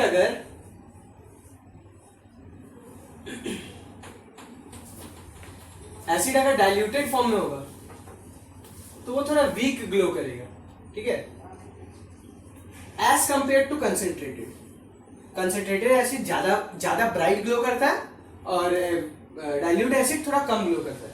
अब हम लोग समझते हैं कि बेसिस में कॉमन क्या होता है। जैसे एसिड में कॉमन क्या होता है, जितना भी एसिड है वो वाटर में रिएक्ट करने से H+ आयन रिलीज करता है। मैंने इसके पहले बता चुका है कि जब भी बेस वाटर से रिएक्ट करता है, बट मैं बताता हूँ बेस में कॉमन क्या है, सारे बेस में कॉमन क्या है। तो यही कॉमन है कि जब भी कोई बेस वाटर में रिएक्ट करता है तो वो OH नेगेटिव आयन प्रोड्यूस करता है। जैसे मैं बस एक एग्जांपल से बता रहा हूँ, NaOH, ये एक स्ट्रॉन्ग बेस है, इसको जब H2O के साथ रिएक्ट कराया जा रहा है तो Na अलग हो जा रहा है, Na+OH-, ठीक है। तो इसमें कॉमन क्या है, ऑक्साइड। अब कॉमन बताने के लिए एक और एग्जांपल ले लेते हैं, potassium hydroxide.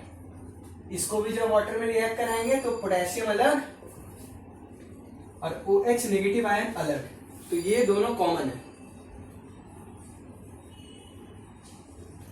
Common to all base, ठीक है।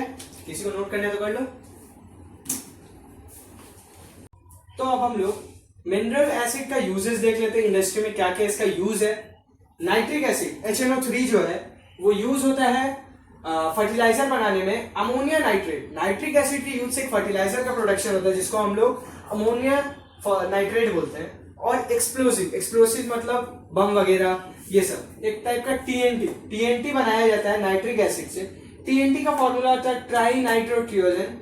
डाइस बनाया जाता है, प्लास्टिक्स बनाया जाता है नाइट्रिक एसिड से। अब सल्फ्यूरिक एसिड से बनाया जाता है फर्टिलाइजर जिसको हम लोग बोलते हैं अमोनियम सल्फेट। पेंट बनाया जाता है, डाइस बनाया जाता है, केमिकल बनाया जाता है। HCl का यूज करके हटाया जाता है ऑक्साइड का जो फिल्म होता है ना, किसी भी मेटेलिक ऑब्जेक्ट पे जब ऑक्साइड का फिल्म जम जाता है, हाइड्रोक्लोरिक एसिड की मदद से उसको हटा सकते हैं। गैल्वेनाइजेशन के पहले वाला प्रोसेस का बात कर रहे हैं, ठीक है। अगर किसी को इसको नोट करना है तो कर लीजिए। मिनरल एसिड क्या होता है, जो कि अर्थ का मिनरल से एक्सट्रैक्ट करके हम लोग बनाते हैं, उसी को मिनरल एसिड बोलते हैं। तो हम लोग बात करेंगे प्रॉपर्टीज ऑफ बेस। बेस का क्या क्या प्रॉपर्टी है। कुछ प्रॉपर्टी तो हम लोग पहले डिस्कस कर चुके हैं, जैसे बेस का टेस्ट बिटर होता है, वो सोपी नेचर होता है। जैसे साबुन तो बेस है, आप लोग उसको टच किए हुए देख रहे स्लिप होता है, सोप, वो आपका सोपी टू टच, ठीक है, वो बबल टाइप का आता है ना, तो उसी को बोलता है सोपी नेचर, ठीक है। रेड लिटमस पेपर को ब्लू में चेंज करता है। और ना बेस कंडक्ट करता है इलेक्ट्रिसिटी को, क्योंकि वो लोग इलेक्ट्रोलाइट्स है। इलेक्ट्रोलाइट्स का मतलब होता है जो चार्ज कैरी करे, और चार्ज कैरी करेगा तो इलेक्ट्रॉन तो होगा ही, जिससे इलेक्ट्रिसिटी फ्रीली मूव कर पाए। और जब भी बेस को हम लोग पानी में डालते हैं ना, वो आयंस में ब्रेक हो जाता है, पॉजिटिव नेगेटिव आयंस में ब्रेक हो जाता है। उसी के कारण क्या होता है, इलेक्ट्रिसिटी कंडक्ट हो पाता है। जैसे वो एग्जांपल हम लोग लिए थे ना, NaOH को जब H2O में डाले थे तो हो गया था Na+ और OH-, बस वही चीज है, ठीक है। Base react with some metal to form hydrogen gas. Base कुछ मेटल के साथ जब रिएक्ट करता है, कुछ, सारे बेस नहीं, कुछ मेटल के साथ जब रिएक्ट करता है हाइड्रोजन गैस फॉर्म करता है। जैसे आपकी बुक का एक एक्टिविटी है जिसमें सोडियम हाइड्रोक्साइड सोल्यूशन में जिंक ग्रेन्यूल को डाला गया है, तो एक सॉल्ट का फॉर्मेशन होता है। पहले इसका जनरल फॉर्म देख लेते हैं, base plus metal equal to salt plus hydrogen gas. ये सब में नहीं होता है, कुछ कुछ बेसिस में होता है। जैसे जिंक एक मेटल है, इसमें सोडियम हाइड्रोक्साइड स्ट्रॉन्ग बेस है सोडियम हाइड्रोक्साइड, जब रिएक्ट कराया जा रहा है तो एक सॉल्ट निकल रहा है जिसको हम लोग बोलते हैं सोडियम जिंकेट, और हाइड्रोजन गैस रिलीज हो रहा है। ये सोडियम जिंकेट आपका बहुत ही इंपॉर्टेंट है, ये कभी कभार एमसीक्यू में या फिर केस बेस्ड क्वेश्चन में पूछ लेता है ये क्वेश्चन। तो ये सॉल्ट को आप लोग याद कर लीजिएगा, इसको भूलिएगा मत। अगर इसको किसी को नोट करना तो कर लीजिए, इसके बाद नेक्स्ट प्रॉपर्टी की तरफ बढ़ेंगे। अब हम लोग देखते हैं 6 प्रॉपर्टी बेस का।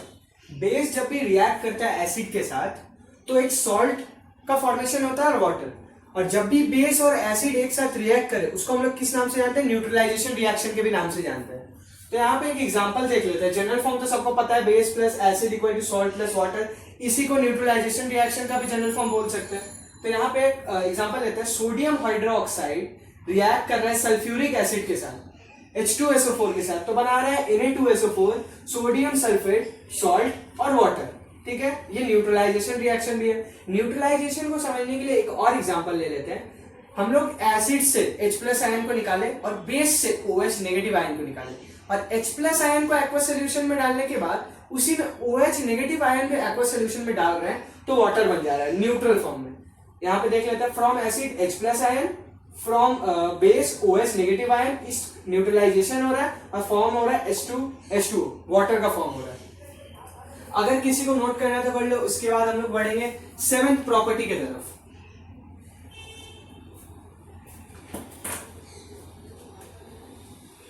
तो अब हम लोग बढ़ते हैं अपने आखिरी प्रॉपर्टी की तरफ, बेस के।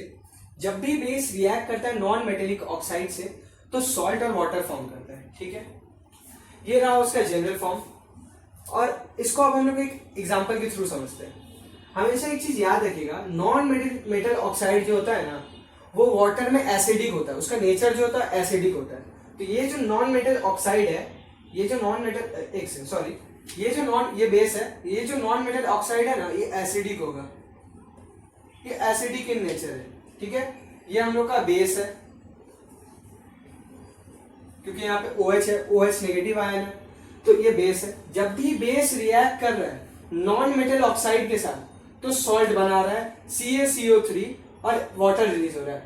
और ये जो सॉल्ट है ना, ये जो CaCO3 सॉल्ट है, इसका भी नेचर होगा एसिडिक। इस सॉल्ट को हम लोग खा नहीं पाएंगे, ये बहुत ही एसिडिक होगा, हमारे लिए हार्मफुल है। क्यों एसिडिक है? क्योंकि नॉन मेटेलिक ऑक्साइड एसिडिक है। तो एसिडिक नेचर पे जो सॉल्ट बनता है वो हमारे लिए हार्मफुल होता है, और जो बेसिक नेचर पे रहता है या फिर न्यूट्रल सॉल्ट होता है, जैसे NaCl वगैरह न्यूट्रल होता है, वो हम लोग खा सकते हैं।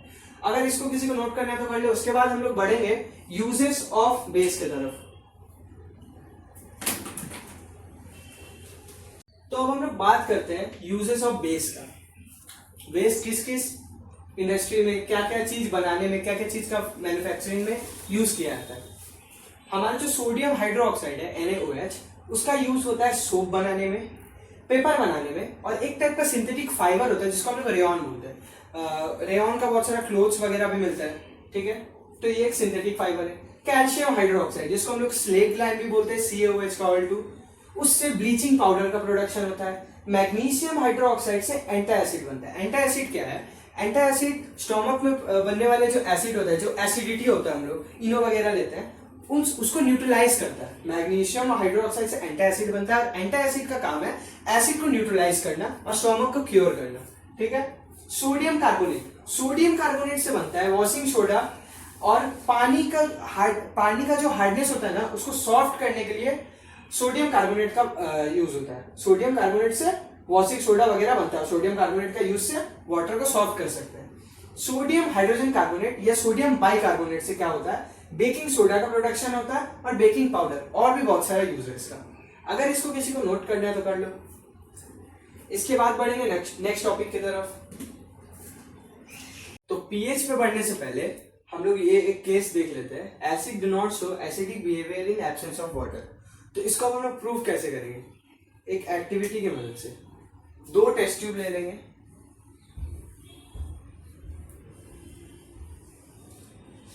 नाम दे देंगे test tube A, test tube B। दोनों को कॉर्क से बंद करेंगे। ठीक है, इसके अंदर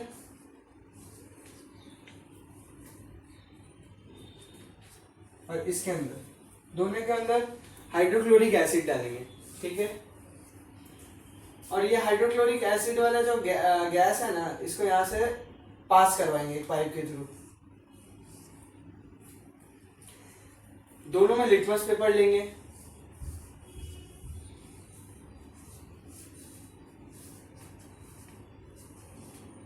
ये वाला लिटमस पेपर जो होगा ये ड्राई होगा,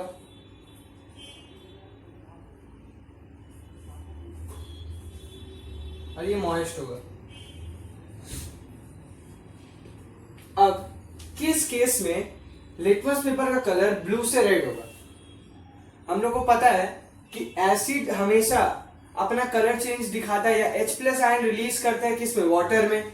तो पहला वाला केस क्या है? ड्राई है, तो यहां पे change of colour no change आएगा।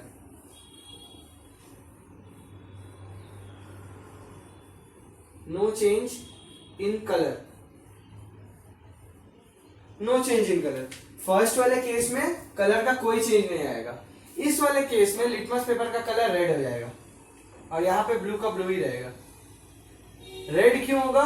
क्योंकि मॉइस्ट में कुछ अमाउंट ऑफ वाटर है, small amount of water present है।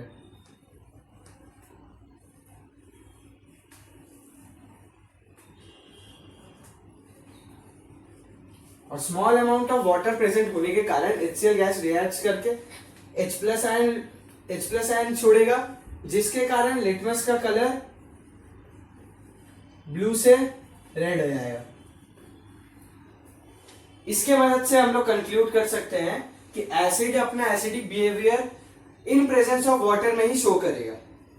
और एक चीज, HCl प्रिपेयर कैसे होता है? HCl अगर हम लोग को प्रिपेयर करना है तो हम लोग को सोडियम क्लोराइड NaCl के साथ सल्फ्यूरिक एसिड को रिएक्ट कराना पड़ेगा।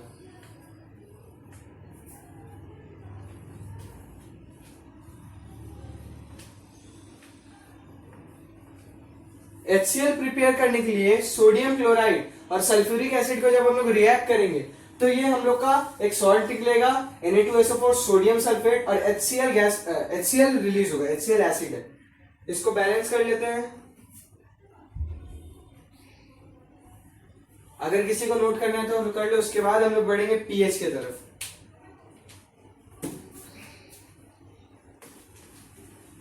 तो अब हम लोग बात करते हैं पीएच। पीएच का मतलब क्या है? पीएच का फुल फॉर्म होता है पोटेंशियल ऑफ हाइड्रोजन, मतलब हाइड्रोजन आयन का कितना पोटेंशियल है, ठीक है।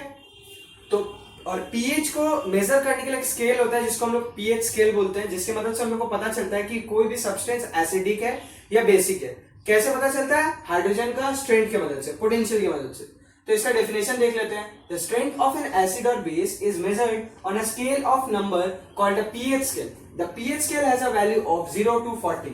तो पीएच को मेजर करने का जो वैल्यू होता है वो 0 to 14 होता है। और एक बात जो कि नोट करने वाला है कि पीएच एक प्योर वैल्यू है।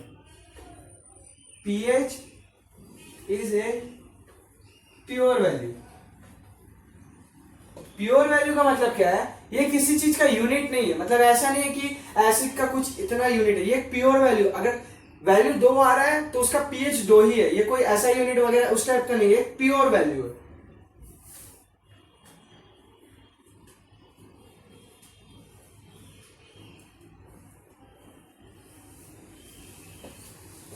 अब पीएच स्केल कैसा होता है? पीएच स्केल का रीडिंग कुछ ऐसा होता है। एक स्केल है ऐसा,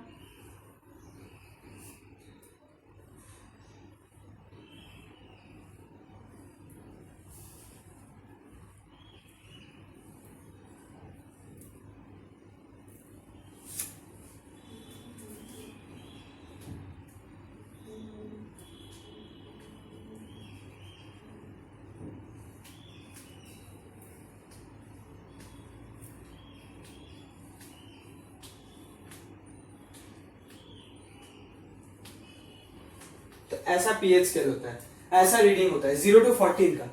यहां पे जो 7 होता है वो होता है न्यूट्रल। न्यूट्रल 7 से जितना उधर जाएंगे उतना एसिड मीडियम बढ़ेगा, एसिडिक होते जाएगा। जितना इधर जाएंगे उतना ज्यादा पोटेंशियल होगा हाइड्रोजन का, मतलब 0 बहुत ज्यादा एसिडिक होगा, 1 उससे थोड़ा कम होगा, 2 1 से थोड़ा कम होगा, और जितना इधर जाएंगे उतना बेसिक होगा। जैसे हम लोग का प्योर वाटर होता है, प्योर वाटर का पीएच होता है 7। इसमें क्या होता है?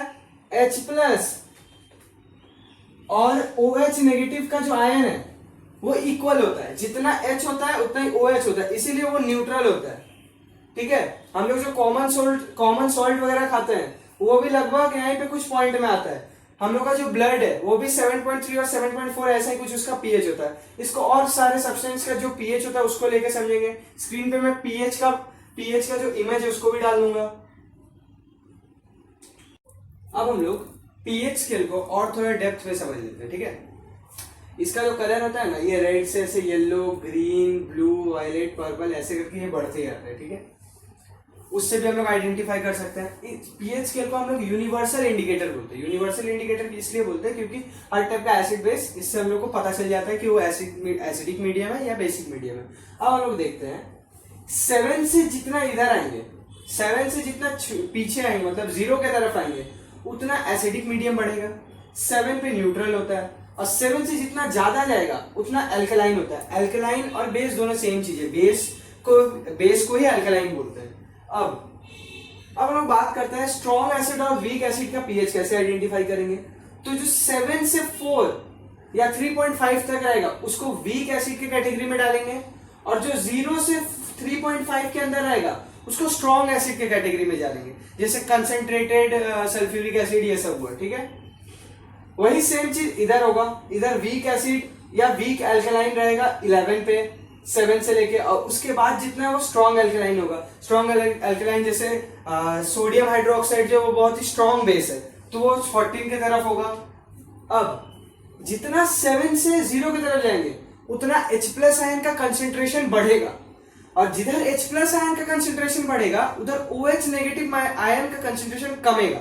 मतलब अगर 7 से लेके इधर आ रहा है, H+ आयन बढ़ रहा है, इसका H+ आयन कब बढ़ता है, जिधर एसिड होता है, एसिड में OH नेगेटिव आयन कम होता है, तो यहाँ पे OH कमेगा और H+ बढ़ेगा, और उस साइड में 7 के बाद OH बढ़ेगा, H+ कमेगा, क्योंकि इधर बेस है तो OH नेगेटिव आयन बढ़ रहा है और H+ आयन कम रहा है। अगर इसको किसी को नोट करना है तो कर लो, फिर हम लोग कुछ इंपॉर्टेंट पीएच लेवल को पढ़ेंगे जिसमें एमसीक्यू वगैरह या क्वेश्चंस आ सकते हैं। अब हम देख लेते हैं इंपॉर्टेंट पीएच रीडिंग। तो कंसंट्रेटेड हाइड्रोक्लोरिक एसिड का पीएच होता है 0, इसका कलर क्या हो जाएगा, डार्क रेड। अगर आप लोग को पीएच पेपर आप लोग देखे होंगे इससे पहले, तो डाइल्यूट HCl का होता है 1, गैस्ट्रिक जूस का होता है 1.4, लेमन जूस का होता है 2.5। जो लेमन जूस हम लोग पीते हैं देख लीजिए वो कितना एसिडिक है, 2.5। विनेगर का होता है 4, टमाटो जूस का होता है 4.1, कॉफी का होता है 5, सॉफ्ट ड्रिंक का होता है 6, मिल्क का होता है 6.5, प्योर वाटर का 7, सलाइवा वो जो स्प्रिट होता है हम लोग के माउथ में, खाना खाने से पहले न्यूट्रल होता है 7.4 होता है, बेसिक होता है, और खाना खाने के बाद 7.8 एसिडिक हो जाता है। इसीलिए बोला जाता है खाना खाने के बाद ब्रश कर लेने, उससे क्या होता है ना, एक तो वो आपका माउथ का मीडियम भी सही रहता है, बैक्टीरिया वगैरह नहीं रहता है, प्लस आपका जो एसिडिक मीडियम है माउथ के अंदर उसको भी न्यूट्रलाइज कर देता है। ब्लड का 7.4, टूथपेस्ट का 8 होता है, इसीलिए इसको न्यूट्रलाइज कर पाता है। मिल्क ऑफ मैग्नीशिया बोला जाता है MgOH का होल 2। मैग्नीशियम हाइड्रोक्साइड को बोला जाता है milk of magnesia. Sodium hydroxide एक बहुत ही स्ट्रॉन्ग बेस है, तो वो जब डाइल्यूट फॉर्म में रहता है तो उसका पीएच रीडिंग होता है 13, और जब वो कंसंट्रेटेड फॉर्म में होता है तो उसका हो जाता है 40। अब मैं आपको एक ट्रिक बताता हूँ, अगर एग्जाम में किसी चीज का पीएच वगैरह रीडिंग पूछ लिया तो आप लोग क्या करिएगा। अगर आपको याद है, जैसे अगर पूछ लिया आपका मिल्क का पूछ लिया, अगर आपसे पीएच पूछ लिया मिल्क का, अगर आपको याद है तो आप डायरेक्ट 6.5 लिखिए, नहीं तो आप ऐसे भी लिख सकते हैं। अगर आपको एक्यूरेट एकदम एक्यूरेट नहीं पता तो ऐसे लिख दीजिए 6 to 7 मिल्क का। इससे एग्जामिनर अगर काटेगा भी तो फुल नंबर नहीं काटेगा, क्योंकि आपका ये 6.5 बीच में कवर हो रहा है, फुल एकदम आपका पूरा नंबर नहीं जाएगा। एटलीस्ट अगर 1 मार्क्स का होगा तो हाफ मार्क्स आपको मिलेगा। वैसे ही अगर टूथपेस्ट का पूछ लिया तो आप ऐसे लिख दीजिए 7 लिख दीजिए, या फिर 7 to 8 लिख दीजिए, या फिर 8 to 9 ऐसे लिख दीजिए। ऐसे करके एक रेंज में, बोलने का मतलब एक रेंज मेंटेन करके, ये रेंज मेंटेन करके अगर लिखिएगा तो आपका पूरा नंबर नहीं जाएगा, ठीक है। अगर ये किसी को नोट करना है तो कर लो।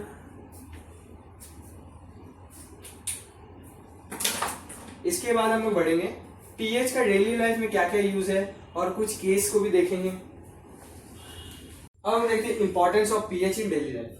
स्टमक में क्या यूज है पीएच का, तो स्टमक हम लोग का प्रोड्यूस करता है hydrochloric acid, dilute hydrochloric acid, जो कि हेल्प करता है हम लोग जो फूड इंटेक करते हैं उसको डाइजेस्ट करने में। अब यही एसिड का प्रोडक्शन जब ज्यादा हो जाता है तो हम लोग का एसिडिटी होता है, ठीक है। और उससे क्या होता है, इनडाइजेशन भी होता है एक्सेसिव एसिड के कारण। अब इस एसिड को न्यूट्रलाइज कैसे करेंगे, इस एसिड को हम लोग न्यूट्रलाइज कर सकेंगे। बहुत बार देखते हैं वो एसिडिटी वगैरह होने से हम लोग इनो वगैरह इंटेक करते हैं, तो इनो क्या है, इसको न्यूट्रलाइज करने के लिए एंटा एसिड का यूज होता है, एंटा एसिड का यूज होता है जो कि न्यूट्रलाइज कर देता है ये एसिडिक मीडियम। ये एक बेस होता है, ठीक है, इसका मीडियम बेस होता है। अब एंटा कॉमन एंटा एसिड क्या है, ठीक है, दो टाइप का कॉमन एंटा एसिड है। एक है आपका वो मिल्क ऑफ मैग्नीज जिसको हम लोग बोलते हैं मैग्नीशियम हाइड्रोक्साइड, और दूसरा है हम लोग का baking soda, sodium hydrogen carbonate, baking soda.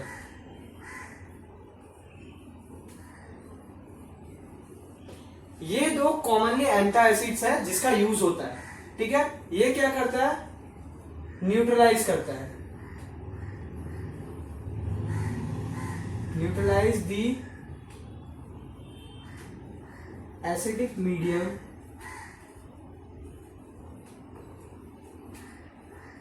In are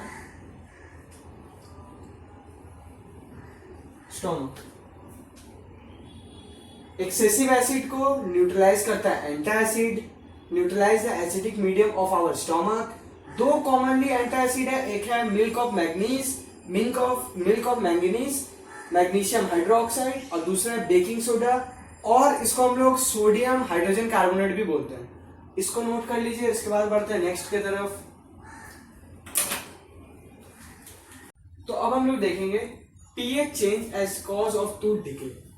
तो हम लोग का टूथ डिके कब होता है ना, जब पीएच 5.5 से नीचे चला जाए। तो इसको अब हम लोग कैसे क्योर करेंगे, the bacteria present in our mouth break down the sugar to form acid. जो हम लोग शुगर मतलब वो जो हम लोग खाना ग्लूकोज के फॉर्म में जो शुगर इंटेक करते हैं ना, उसको जो बैक्टीरिया रहता है उसको तोड़ देता है, ब्रेक करता है, जिसके कारण एसिड का फॉर्मेशन होता है और हमारा माउथ का पीएच ड्रॉप करता है। जो हम लोग ने पढ़ा बिफोर मील रहता है पीएच का 7.4, उसके बाद हो जाता है 5.8। तो वही अब 5.5 से जब कम आएगा तो टूथ डिके होता है। अब tooth decay start when the pH of acid form in mouth falls below 5.5।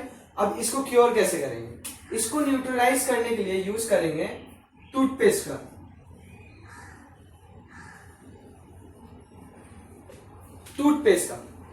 Toothpaste के अंदर ना बहुत सारे कंपाउंड होते हैं, जैसे एक होता है फ्लोराइड में होता है आपका सोडियम कार्बोनेट, और भी बहुत सारे कंपाउंड है जैसे कैल्शियम कार्बोनेट। ये सब मिलके क्या करते हैं, ये सब एक बहुत ही अच्छा बेस है जो कि इस एसिडिक मीडियम को न्यूट्रलाइज करने में हेल्प करते हैं। तो टूथपेस्ट का क्या काम है,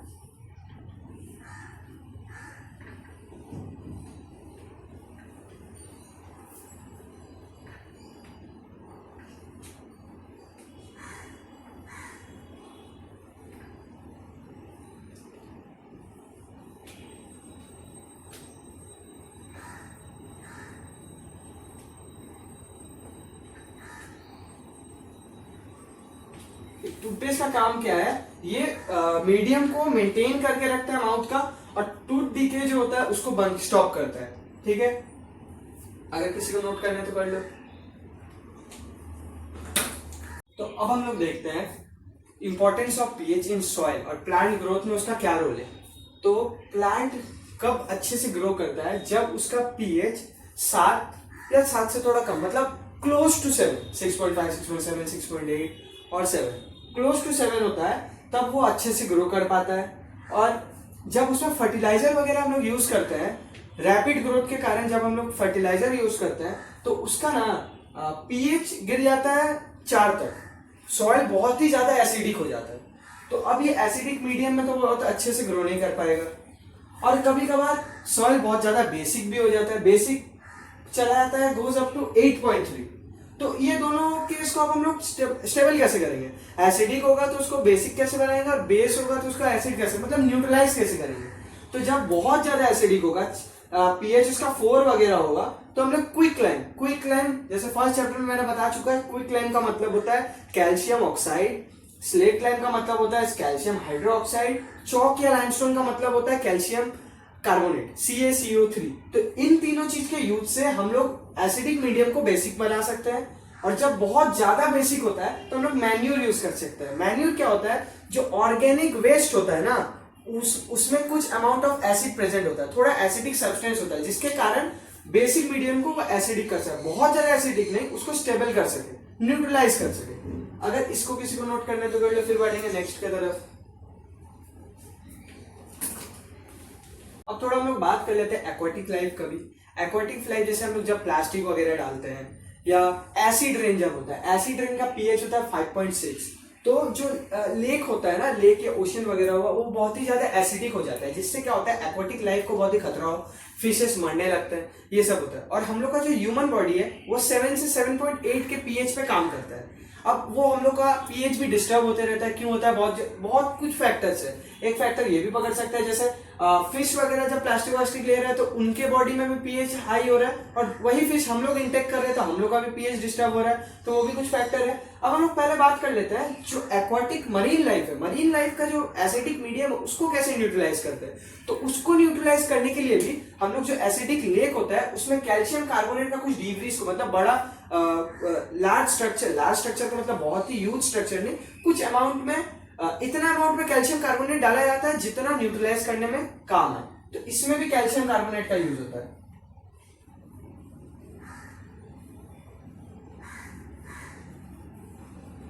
कैल्शियम कार्बोनेट या फिर वो लाइमस्टोन वगैरह यूज होता है। इसको नोट कर लीजिए, फिर हम लोग बढ़ेंगे सेल्फ डिफेंस पे।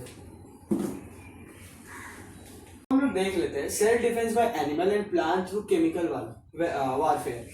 तो honey bee sting, honey bee, जब भी हनी बी हम लोग को काटता है, बाइट करता है, तो ना वो एक एसिडिक लिक्विड को हमारे बॉडी या स्किन में इंजेक्ट कर देता है, जिसके कारण बहुत ही इरिटेशन होता है।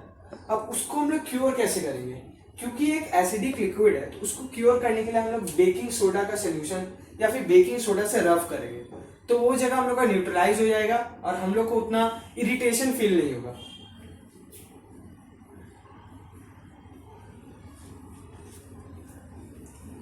बेकिंग सोडा, वैप स्टिंग क्या है ना, ये अल्कलाइन लिक्विड को बॉडी में इंजेक्ट करता है, ये एक बेसिक लिक्विड को बॉडी में इंजेक्ट करता है। तो इसको क्योर करने के लिए हम लोग को क्या करना पड़ता है, विनेगर, एसिटिक एसिड, विनेगर से रफ करते हैं। तो विनेगर से रफ करने के कारण क्या होता है, न्यूट्रलाइज हो जाता है और हम लोग को इरिटेशन वगैरह फील नहीं होता है। एंड स्टिंग और निडल प्लांट है, जो जिसके सरफेस में ना निडल वगैरह निडल टाइप स्ट्रक्चर निकला रहता है, उस निडल में क्या होता है, मिथेनोइक एसिड होता है। दोनों एंड स्टिंग और निडल प्लांट दोनों में मिथेनोइक एसिड होता है, जिसको अगर निडल भी हाथ में लगा या एंट अगर काटे तो बहुत ही बर्निंग टाइप पेन होता है और इरिटेशन होता है। इन दोनों को भी न्यूट्रलाइज करने के लिए हम लोग बेकिंग सोडा का यूज करते हैं।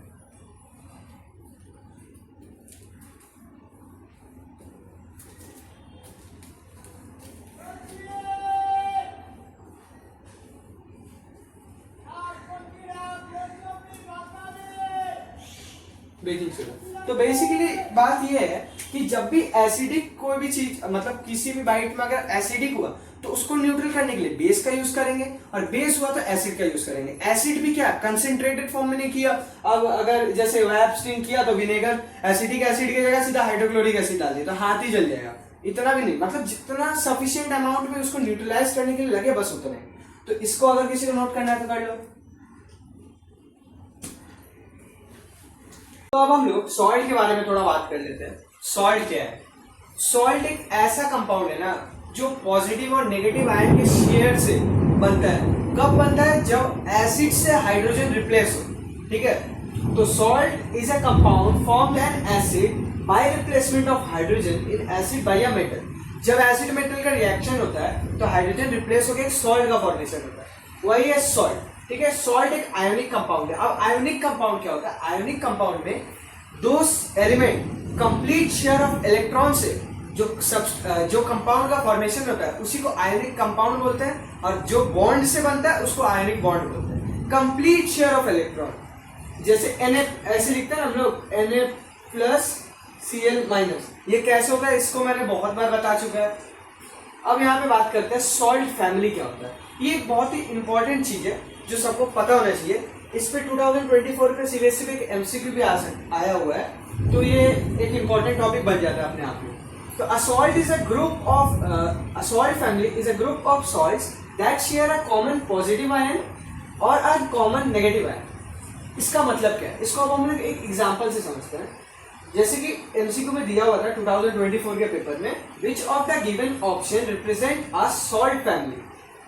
ठीक है, अब हम लोग कैसे आइडेंटिफाई करेंगे, तो यहाँ पे क्या बोला है, सेम पॉजिटिव और नेगेटिव आयन होना चाहिए। तो पहला वाला ऑप्शन देखते हैं, NaCl, Na2SO4, Na2SO4। यहाँ Cl है तो यहाँ नेगेटिव आयन सेम नहीं होगा, अलग होगा। कॉमन सा बात है, यहाँ पे अलग होगा। अगर सोडियम का देखेंगे कितना होता है, 11 होता है। Na का एटॉमिक नंबर 11 होता है, तो इसका इलेक्ट्रॉनिक कॉन्फ़िगरेशन हो जाएगा 2,8,1।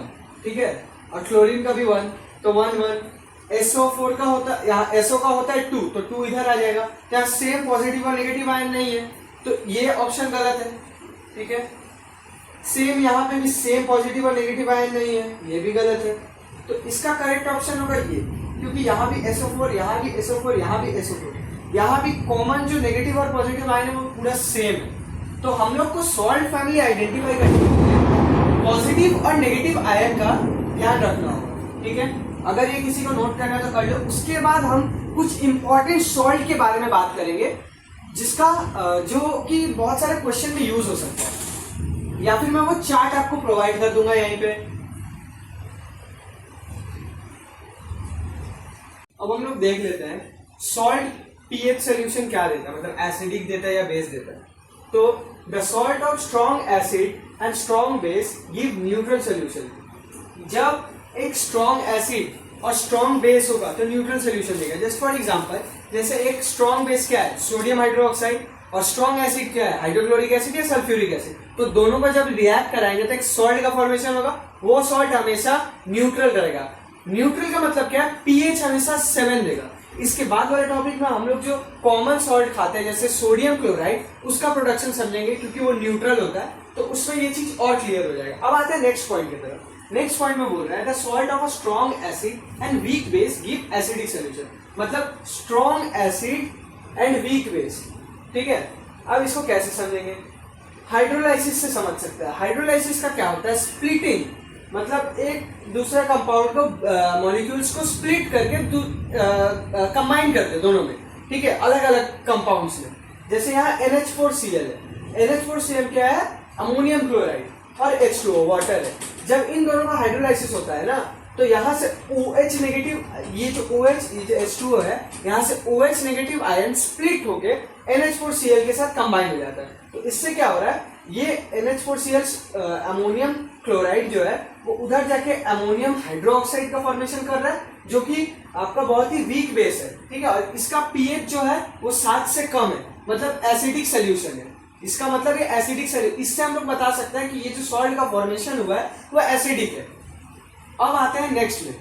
नेक्स्ट क्या बोला है, weak acid and strong base. जब एसिड वीक हो और बेस स्ट्रॉन्ग हो तो उसका पीएच 7 से, एक सेकेंड, यहाँ पे 7 से ज्यादा होगा।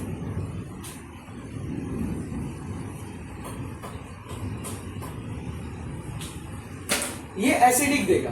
ठीक है, जब एसिड स्ट्रॉन्ग होगा, बेस वीक होगा, तो जो सॉल्ट का फॉर्मेशन होगा वो एसिडिक सॉल्ट होगा। अब आते हैं थर्ड पॉइंट पे, the salt of a weak acid and strong base give basic solution. ये बेसिक सोल्यूशन देता है। कैसे, बेसिक और एल्कलाइन सेम चीज है। बेसिक का मतलब 7 से ज्यादा पीएच हो। 7 तो न्यूट्रल होता है, 8 हो, 9 हो, 10 हो, 11 हो, 12 हो, 14 सो ऑन। ठीक है, ये है हम लोग का सोडियम कार्बोनेट। सोडियम कार्बोनेट में जब H2O के साथ हाइड्रोलाइसिस कराया जा रहा है तो सोडियम हाइड्रोक्साइड जो कि एक बहुत ही स्ट्रॉन्ग बेस है, और H2CO3 कार्बोनिक एसिड जो कि एक बहुत ही वीक एसिड है।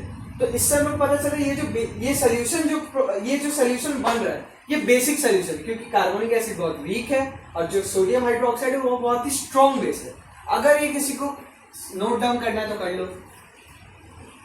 फिर कवर करेंगे आपका कुछ आखिरी के टॉपिक्स है, प्रोडक्शन वगैरह, उनको पढ़ेंगे। अब हम लोग देखते हैं कॉमन सॉल्ट जो कि सबके घर में यूज होता है। वो क्या होता है, सोडियम क्लोराइड, NaCl।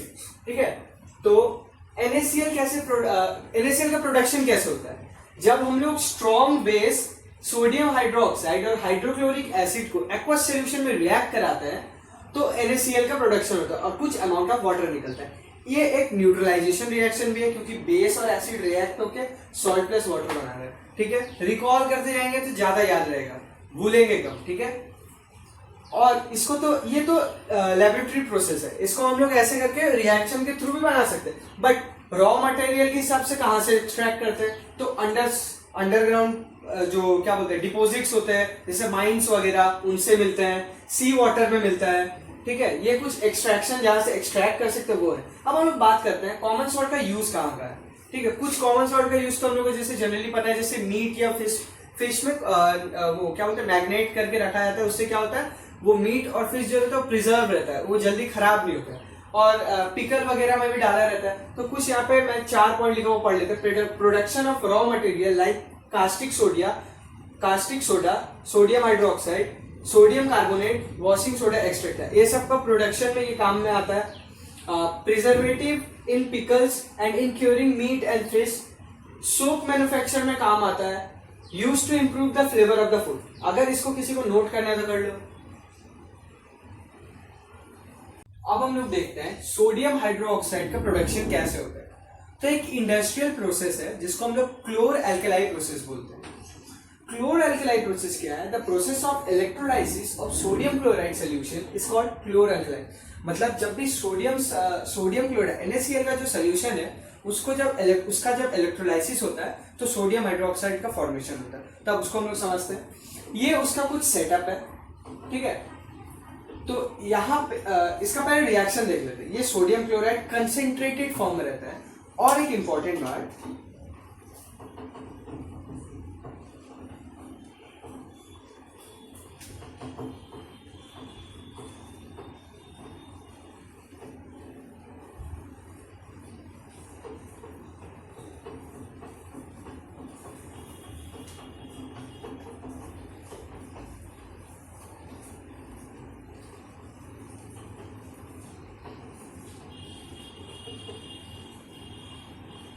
तो concentrated solution of sodium chloride is called brine solution.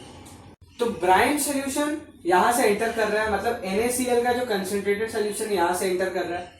यहाँ पे एनोड कैथोड लगा हुआ है जो कि ब्रेक डाउन कर रहा है मॉलिक्यूल्स को। OH और OH नेगेटिव और क्लोरीन नेगेटिव इधर जा रहा है। ये Cl गैस, क्लोरीन गैस ऊपर से इवॉल्व हो रहा है और H2 गैस इधर से इवॉल्व हो रहा है और यहाँ से NaOH बाहर आ रहा है। Bryan containing NaOH। NaOH क्या है? सोडियम हाइड्रोक्साइड, जो कि स्ट्रॉन्ग बेस है। इसका रिएक्शन अब हम लोग को दिख रहा है NaCl plus 2H2O tends to equal to 2NaOH plus Cl gas and H2 gas. तो इसमें से क्लोरीन गैस और H2 गैस रिलीज होता है। ये एक बहुत ही इंपॉर्टेंट टॉपिक है, इसके ऊपर बहुत बार क्वेश्चन बनता है। क्लोर एल्कलाई प्रोसेस का डायग्राम, ये जो डायग्राम है ये भी इंपॉर्टेंट है, इस पे भी कभी कभार डायरेक्ट क्वेश्चन आ जाता है। ये डायग्राम भी कुछ इंपॉर्टेंट है। अगर आपको प्रोसेस बोले 3 से 4 मार्क्स का क्वेश्चन हो तो आप डायग्राम भी बनाते हैं, डायग्राम के थ्रू आप बता सकते हैं। बैलेंस केमिकल इक्वेशन जानना बहुत जरूरी है। अगर किसी को नोट करना तो कर लो। इसके बाद हम लोग इस सोडियम और हाइड्रोक्साइड का यूजेस को समझेंगे। अब हम लोग देखते हैं सोडियम हाइड्रोक्साइड का क्या क्या यूजेस है। तो सोप और डिटर्जेंट को बनाने में सोडियम हाइड्रोक्साइड का बहुत ही इंपॉर्टेंट रोल होता है। आर्टिफिशियल टेक्सटाइल फाइबर, जैसे रेयन बोल के एक फाइबर है जिसको बनाने में सोडियम हाइड्रोक्साइड यूज होता है। Manufacturing of paper, sodium hydroxide is use in purifying bauxite. Bauxite एक ओर है जिसको प्यूरिफाई करने से एल्युमिनियम मेटल को हम लोग एक्सट्रैक्ट कर सकते हैं। तो ये कुछ इंपॉर्टेंट यूजेस है। मिनिमम आपको यहाँ से 3 तो याद रखना ही है, क्योंकि ये जो कुछ टॉपिक है जैसे production of sodium hydroxide, common salt, baking soda, baking powder, ये सब बहुत इंपॉर्टेंट टॉपिक है। इससे बहुत बार क्वेश्चन आ जाता है, यूजेस पे आ जाता है, बैलेंस केमिकल इक्वेशन पे आ जाता है, कैसे फॉर्म होता है इस पे आ जाता है। तो ये सारे टॉपिक पे एक डिटेल्ड सारा PYQ कवर एक सेपरेट वीडियो बनाएंगे। इसमें बस टॉपिक्स को अच्छे से जान लेते हैं, इंटेक्स को समझ लेते हैं। अगर इसको किसी को नोट करना है तो कर लो। अब हम लोग देखेंगे ब्लीचिंग पाउडर। ब्लीचिंग पाउडर का प्रोडक्शन कैसे होता है। तो जब भी कैल्शियम हाइड्रोक्साइड में क्लोरीन गैस को पास कराया जाता है तो कैल्शियम हाइपोक्लोराइड का प्रोडक्शन होता है। कैल्शियम हाइपोक्लोराइड को ही हम लोग ब्लीचिंग पाउडर बोलते हैं, ठीक है। अब हम लोग देखेंगे ब्लीचिंग पाउडर का यूज क्या क्या है। तो ब्लीचिंग पाउडर यूज होता है कॉटन लाइनिंग इंडस्ट्री में ब्लीच करने के लिए, ठीक है, टेक्सटाइल इंडस्ट्रीज में। ये ऑक्सीडाइजिंग एजेंट के हिसाब से भी यूज किया जाता है बहुत सारे केमिकल इंडस्ट्री में। और ड्रिंकिंग वाटर को जर्म फ्री बनाने में इसका यूज होता है। ऐसे भी सबको पता है क्लोरीन गैस को यूज किया जाता है बहुत सारे स्विमिंग पूल वगैरह पे, ठीक है। तो अगर इसको किसी को नोट करना है तो कर लो। बेकिंग सोडा और वॉशिंग सोडा पे बढ़ने से पहले यूजेस ऑफ हाइड्रोजन और यूजेस ऑफ क्लोरीन को थोड़ा देख लेते हैं। हाइड्रोजन का यूज होता है HCl को बनाने में, हाइड्रोक्लोरिक एसिड का प्रोडक्शन में हाइड्रोजन का यूज होता है। अमोनिया फर्टिलाइजर बनाने में हाइड्रोजन का यूज होता है। मिथेनॉल बनाने में यूज होता है। फिर और भी बहुत सारे यूजेस, जैसे रॉकेट फ्यूल, जो रॉकेट स्पेस वगैरह पे जाता है, दूसरे प्लैनेट्स पे जाता है, उनका जो फ्यूल होता है उसमें हाइड्रोजन का यूज होता है। फिर uses of chlorine to kill germs, जो कि मैंने थोड़ी देर पहले ही बताया, क्या बोलते हैं, स्विमिंग पूल वगैरह पे डाला जाता है। क्योंकि क्लोरीन ना डिसइंफेक्टेंट एक सब्सटेंस है, इसीलिए क्लोरीन का यूज होता है। प्रोडक्शन ऑफ ब्लीचिंग पाउडर, इसके आगे वाले में हम लोग ने समझा कि क्लोरीन गैस का यूज करके कैसे ब्लीचिंग पाउडर बनता है। उसके बाद यूज इन पीवीसी जैसे पॉलीविनाइल क्लोराइड, वो जो वायरिंग वगैरह के समय में जो पीवीसी पाइप्स यूज होता है वो है, या फिर वो क्या बोलते हैं वाटर लाइन वगैरह में यूज होता है। पेस्टिसाइड्स, CFCs, क्लोरोफ्लोरोकार्बन, क्लोरोफॉर्म, इन सब में क्लोरीन का यूज होता है। क्लोरोफॉर्म का फॉर्मूला होता है CHCl3। तो ये कुछ छोटा छोटा बात था हाइड्रोजन और क्लोरीन का यूजेस का, इसको नोट कर लो। हम लोग देखते हैं बेकिंग सोडा कैसे बनता है। जब भी ब्राइन सोल्यूशन, सोडियम क्लोराइड का कंसंट्रेटेड सोल्यूशन, जब भी कार्बन डाइऑक्साइड गैस और अमोनिया से रिएक्ट करता है तो अमोनियम क्लोराइड और NaHCO3, सोडियम बाइकार्बोनेट या सोडियम हाइड्रोजन कार्बोनेट का प्रोडक्शन होता है। इसी को हम लोग बेकिंग सोडा बोलते हैं। अब बेकिंग सोडा को बहुत सारी चीज में यूज करते हैं। एक फूड आइटम के ऊपर डाला जाता है जिससे वो क्रिस्पी बने, पकौड़ा वगौड़ा में यूज होता है। दूसरा एंटासिड, जैसे जब एसिडिटी वगैरह होता है तो हम लोग एंटासिड इनो वगैरह लेते हैं, वो क्या करता है, न्यूट्रलाइज कर देता है एसिडिक मीडियम को। तीसरा फायर एक्सटिंग्विशर में यूज होता है। अब फायर एक्सटिंग्विशर में कैसे यूज होता है उसका मैकेनिज्म को थोड़ा समझ लेते हैं शॉर्ट में। मान लीजिए एक फायर एक्सटिंग्विशर बॉटल है, इसके अंदर एक ट्यूब होता है और यहाँ पे ना NaHCO3 का सोल्यूशन होता है। ये इग्नाइशन चेंबर या फिर इग्नाइशन ट्यूब भी बोल सकते हैं, जिसके अंदर सल्फ्यूरिक एसिड होता है। ये दोनों जब रिएक्ट करता है ना, ये दोनों जब रिएक्ट करता है तो 3 बाई प्रोडक्ट बनता है। एक बनता है सोडियम सल्फेट, दूसरा बनता है क्लोरीन और तीसरा कुछ अमाउंट ऑफ वाटर निकलता है। तो वो जो CO2 गैस वगैरह होता है, उन्हीं सब चीज के कारण वो जो एसिडिक मीडियम रहता है उसको न्यूट्रलाइज करके फायर को सप्रेस करता है। ठीक है, अगर इसको किसी को नोट करना है तो कर लो। ये अभी आपका उतना इंपॉर्टेंट नहीं है, ये जस्ट आपको समझाने के लिए इतना दूर इंपॉर्टेंट है। और इसी के हेल्प से वॉशिंग सोडा का प्रोडक्शन होता है, वो आगे बताते हैं। अब हम लोग देखते हैं सोडियम हाइड्रोजन कार्बोनेट से वॉशिंग सोडा कैसे बनता है। तो सोडियम हाइड्रोजन कार्बोनेट को जब हम लोग हीट करते हैं तो Na2CO3, H2O और CO2 का प्रोडक्शन होता है। ये जो Na2CO3 है, सोडियम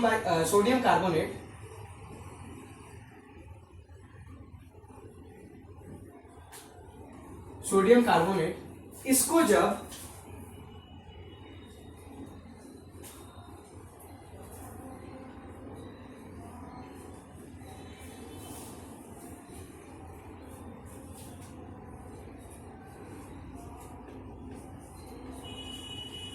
इसको जब 10H2O के साथ रिएक्ट कराया जाता है तो ये जो कंपाउंड बना है, इसी को हम लोग वॉशिंग सोडा बोलते हैं।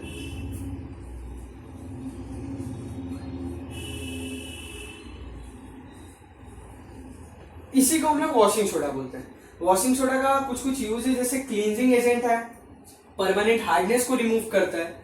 अब और एक दो चीज है, मैं ये यूजेस अगर किसी को नोट करना है तो कर लीजिए, फिर एक रिएक्शन बता देता हूं।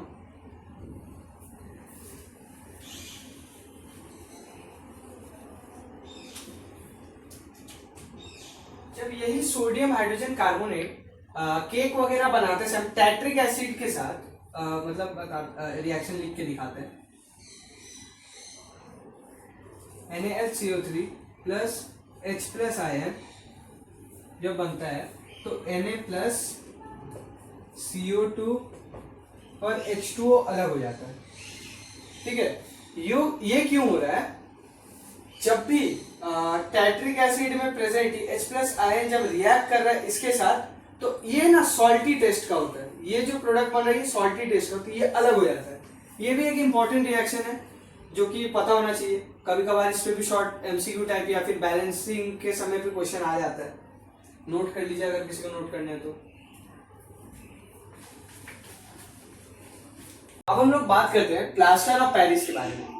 तो प्लास्टर ऑफ पेरिस ना बहुत ही यूजफुल सब्सटेंस है, जो कि डॉक्टर वगैरह बोन्स को फिक्स करने में या फिर फ्रैक्चर वगैरह को ठीक करने में यूज करते हैं, और भी बहुत सारे यूज है, उसके बारे में बाद में बात करेंगे। पहले ये बनता कैसे। जिप्सम, जिप्सम एक बहुत ही हार्ड मटेरियल है, जो कि calcium sulphate dot dihydrate, 2H2 को डाइहाइड्रेट बोलते हैं, इसलिए कैल्शियम सल्फेट डाइहाइड्रेट। इस जिप्सम को जब हम लोग हीट करते हैं ना 373 केल्विन में या फिर 100 डिग्री सेल्सियस पे, तो ये डाइहाइड्रेट से हेमीहाइड्रेट बन जाता है, मतलब 1/2 के फॉर्म में। ये जो फॉर्म ऑफ कैल्शियम सल्फेट है ना, हेमीहाइड्रेट फॉर्म को एक पीओपी बोलते हैं। पीओपी का मतलब होता है प्लास्टर ऑफ पेरिस। इसी का यूज करके डॉक्टर बोन वगैरह फ्रैक्चर वगैरह को ठीक करते हैं। अब जब इसको अप्लाई किया जाता है तो वाटर के साथ रिएक्ट होता है ये, तो जब ये रिएक्ट होता है ना तो ये फिर से जिप्सम बन जाता है। कैसे बनता है, CaSO4 डॉट 1/2 H2O, और जब ये रिएक्ट करता है 3/2 H2O के साथ, तो ये फिर से इसको मैं नीचे लिख रहा हूं,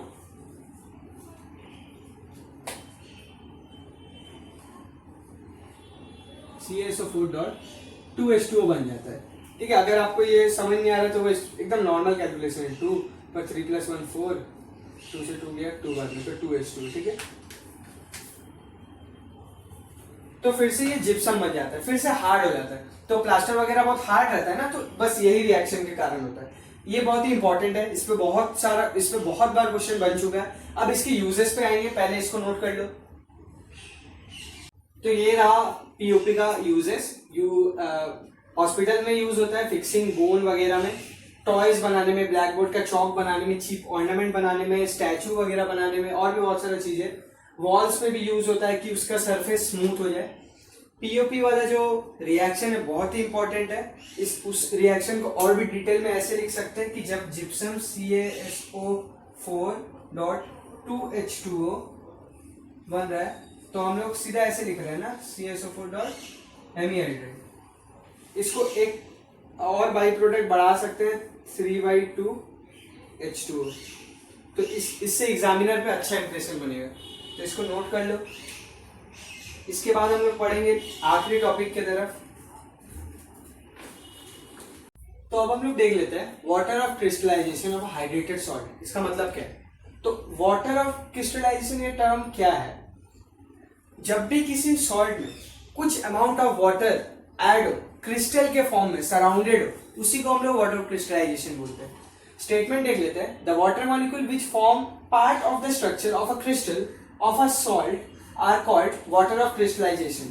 ठीक है, मान लीजिए एक सॉल्ट है, उसके बाद ऐसे ऐसे वाटर ड्रॉपलेट से ऐसे ऐसे एक स्ट्रक्चर बन गया, क्रिस्टल जैसा बन गया, तो इसी ये जो सराउंडिंग है ना, इसी को हम लोग वाटर ऑफ क्रिस्टलाइजेशन बोल देंगे। ठीक है, अब हम लोग बात करते हैं हाइड्रेटेड और एनहाइड्रेटेड फॉर्म का मतलब क्या होता है।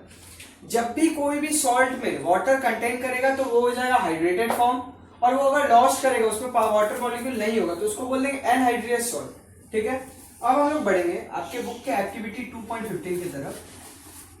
तो इसमें क्या बोल रहा है, heat a few crystal of copper sulphate in a dry boiling tube, what is the colour of copper sulphate after heating, do you notice water droplet in boiling tube, where have this come from, add 2 to 3 drop of water on sample of copper sulfate obtained after heating, what do you observe, is the blue color of copper sulfate restored।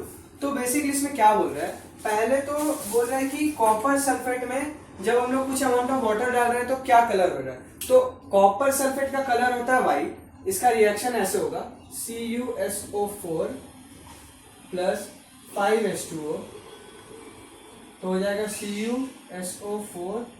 अच्छा, इसको clearly सामने लिख लेते हैं,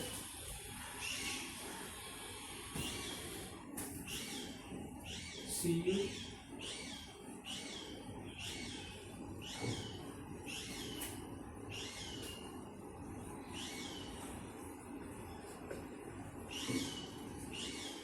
ठीक है, तो copper sulphate का जो पहला कलर था ना, इसका कलर था व्हाइट, मार्कर चेंज कर लेते हैं। इसका कलर था व्हाइट और रिएक्शन के बाद इसका कलर हो जाता है ब्लू।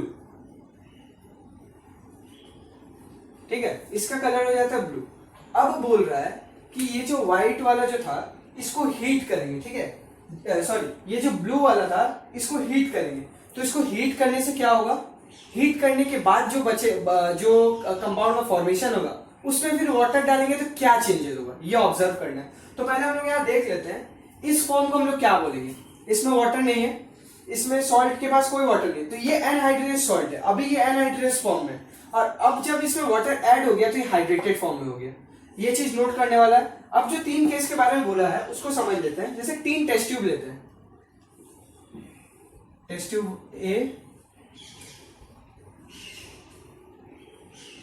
ठीक है, test tube B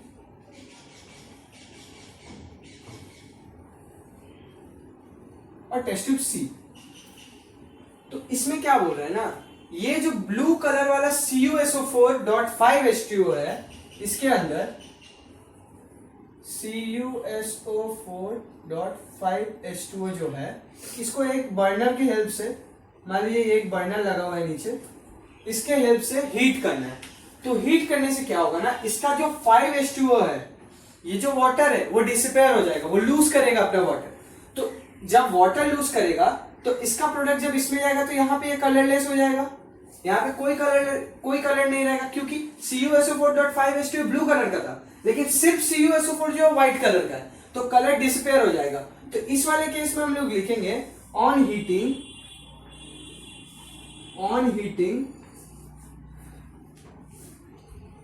it loose water molecules, जब इसको हीट करेंगे, ये अभी ब्लू कलर का है, ठीक है, ये अभी ब्लू कलर का है, जब इसको हीट कर रहे हैं तो ये हो जा रहा है व्हाइट कलर का। क्यों? क्योंकि ये अब एनहाइड्रेस फॉर्म में आ जा रहा है, CuSO4 बन जा रहा है। बस CuSO4 क्या होता है, व्हाइट कलर का होता है। अब क्या बोला है, इसी CuSO4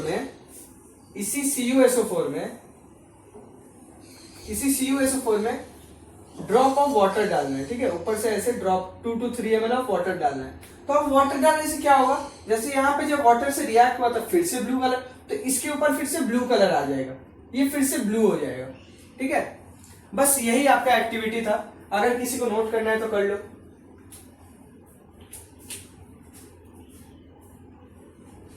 तो आपका ये चैप्टर यहीं पे खत्म होता है। मिलते हैं फिर एक न्यू वीडियो के साथ, तब तक के लिए बाय बाय।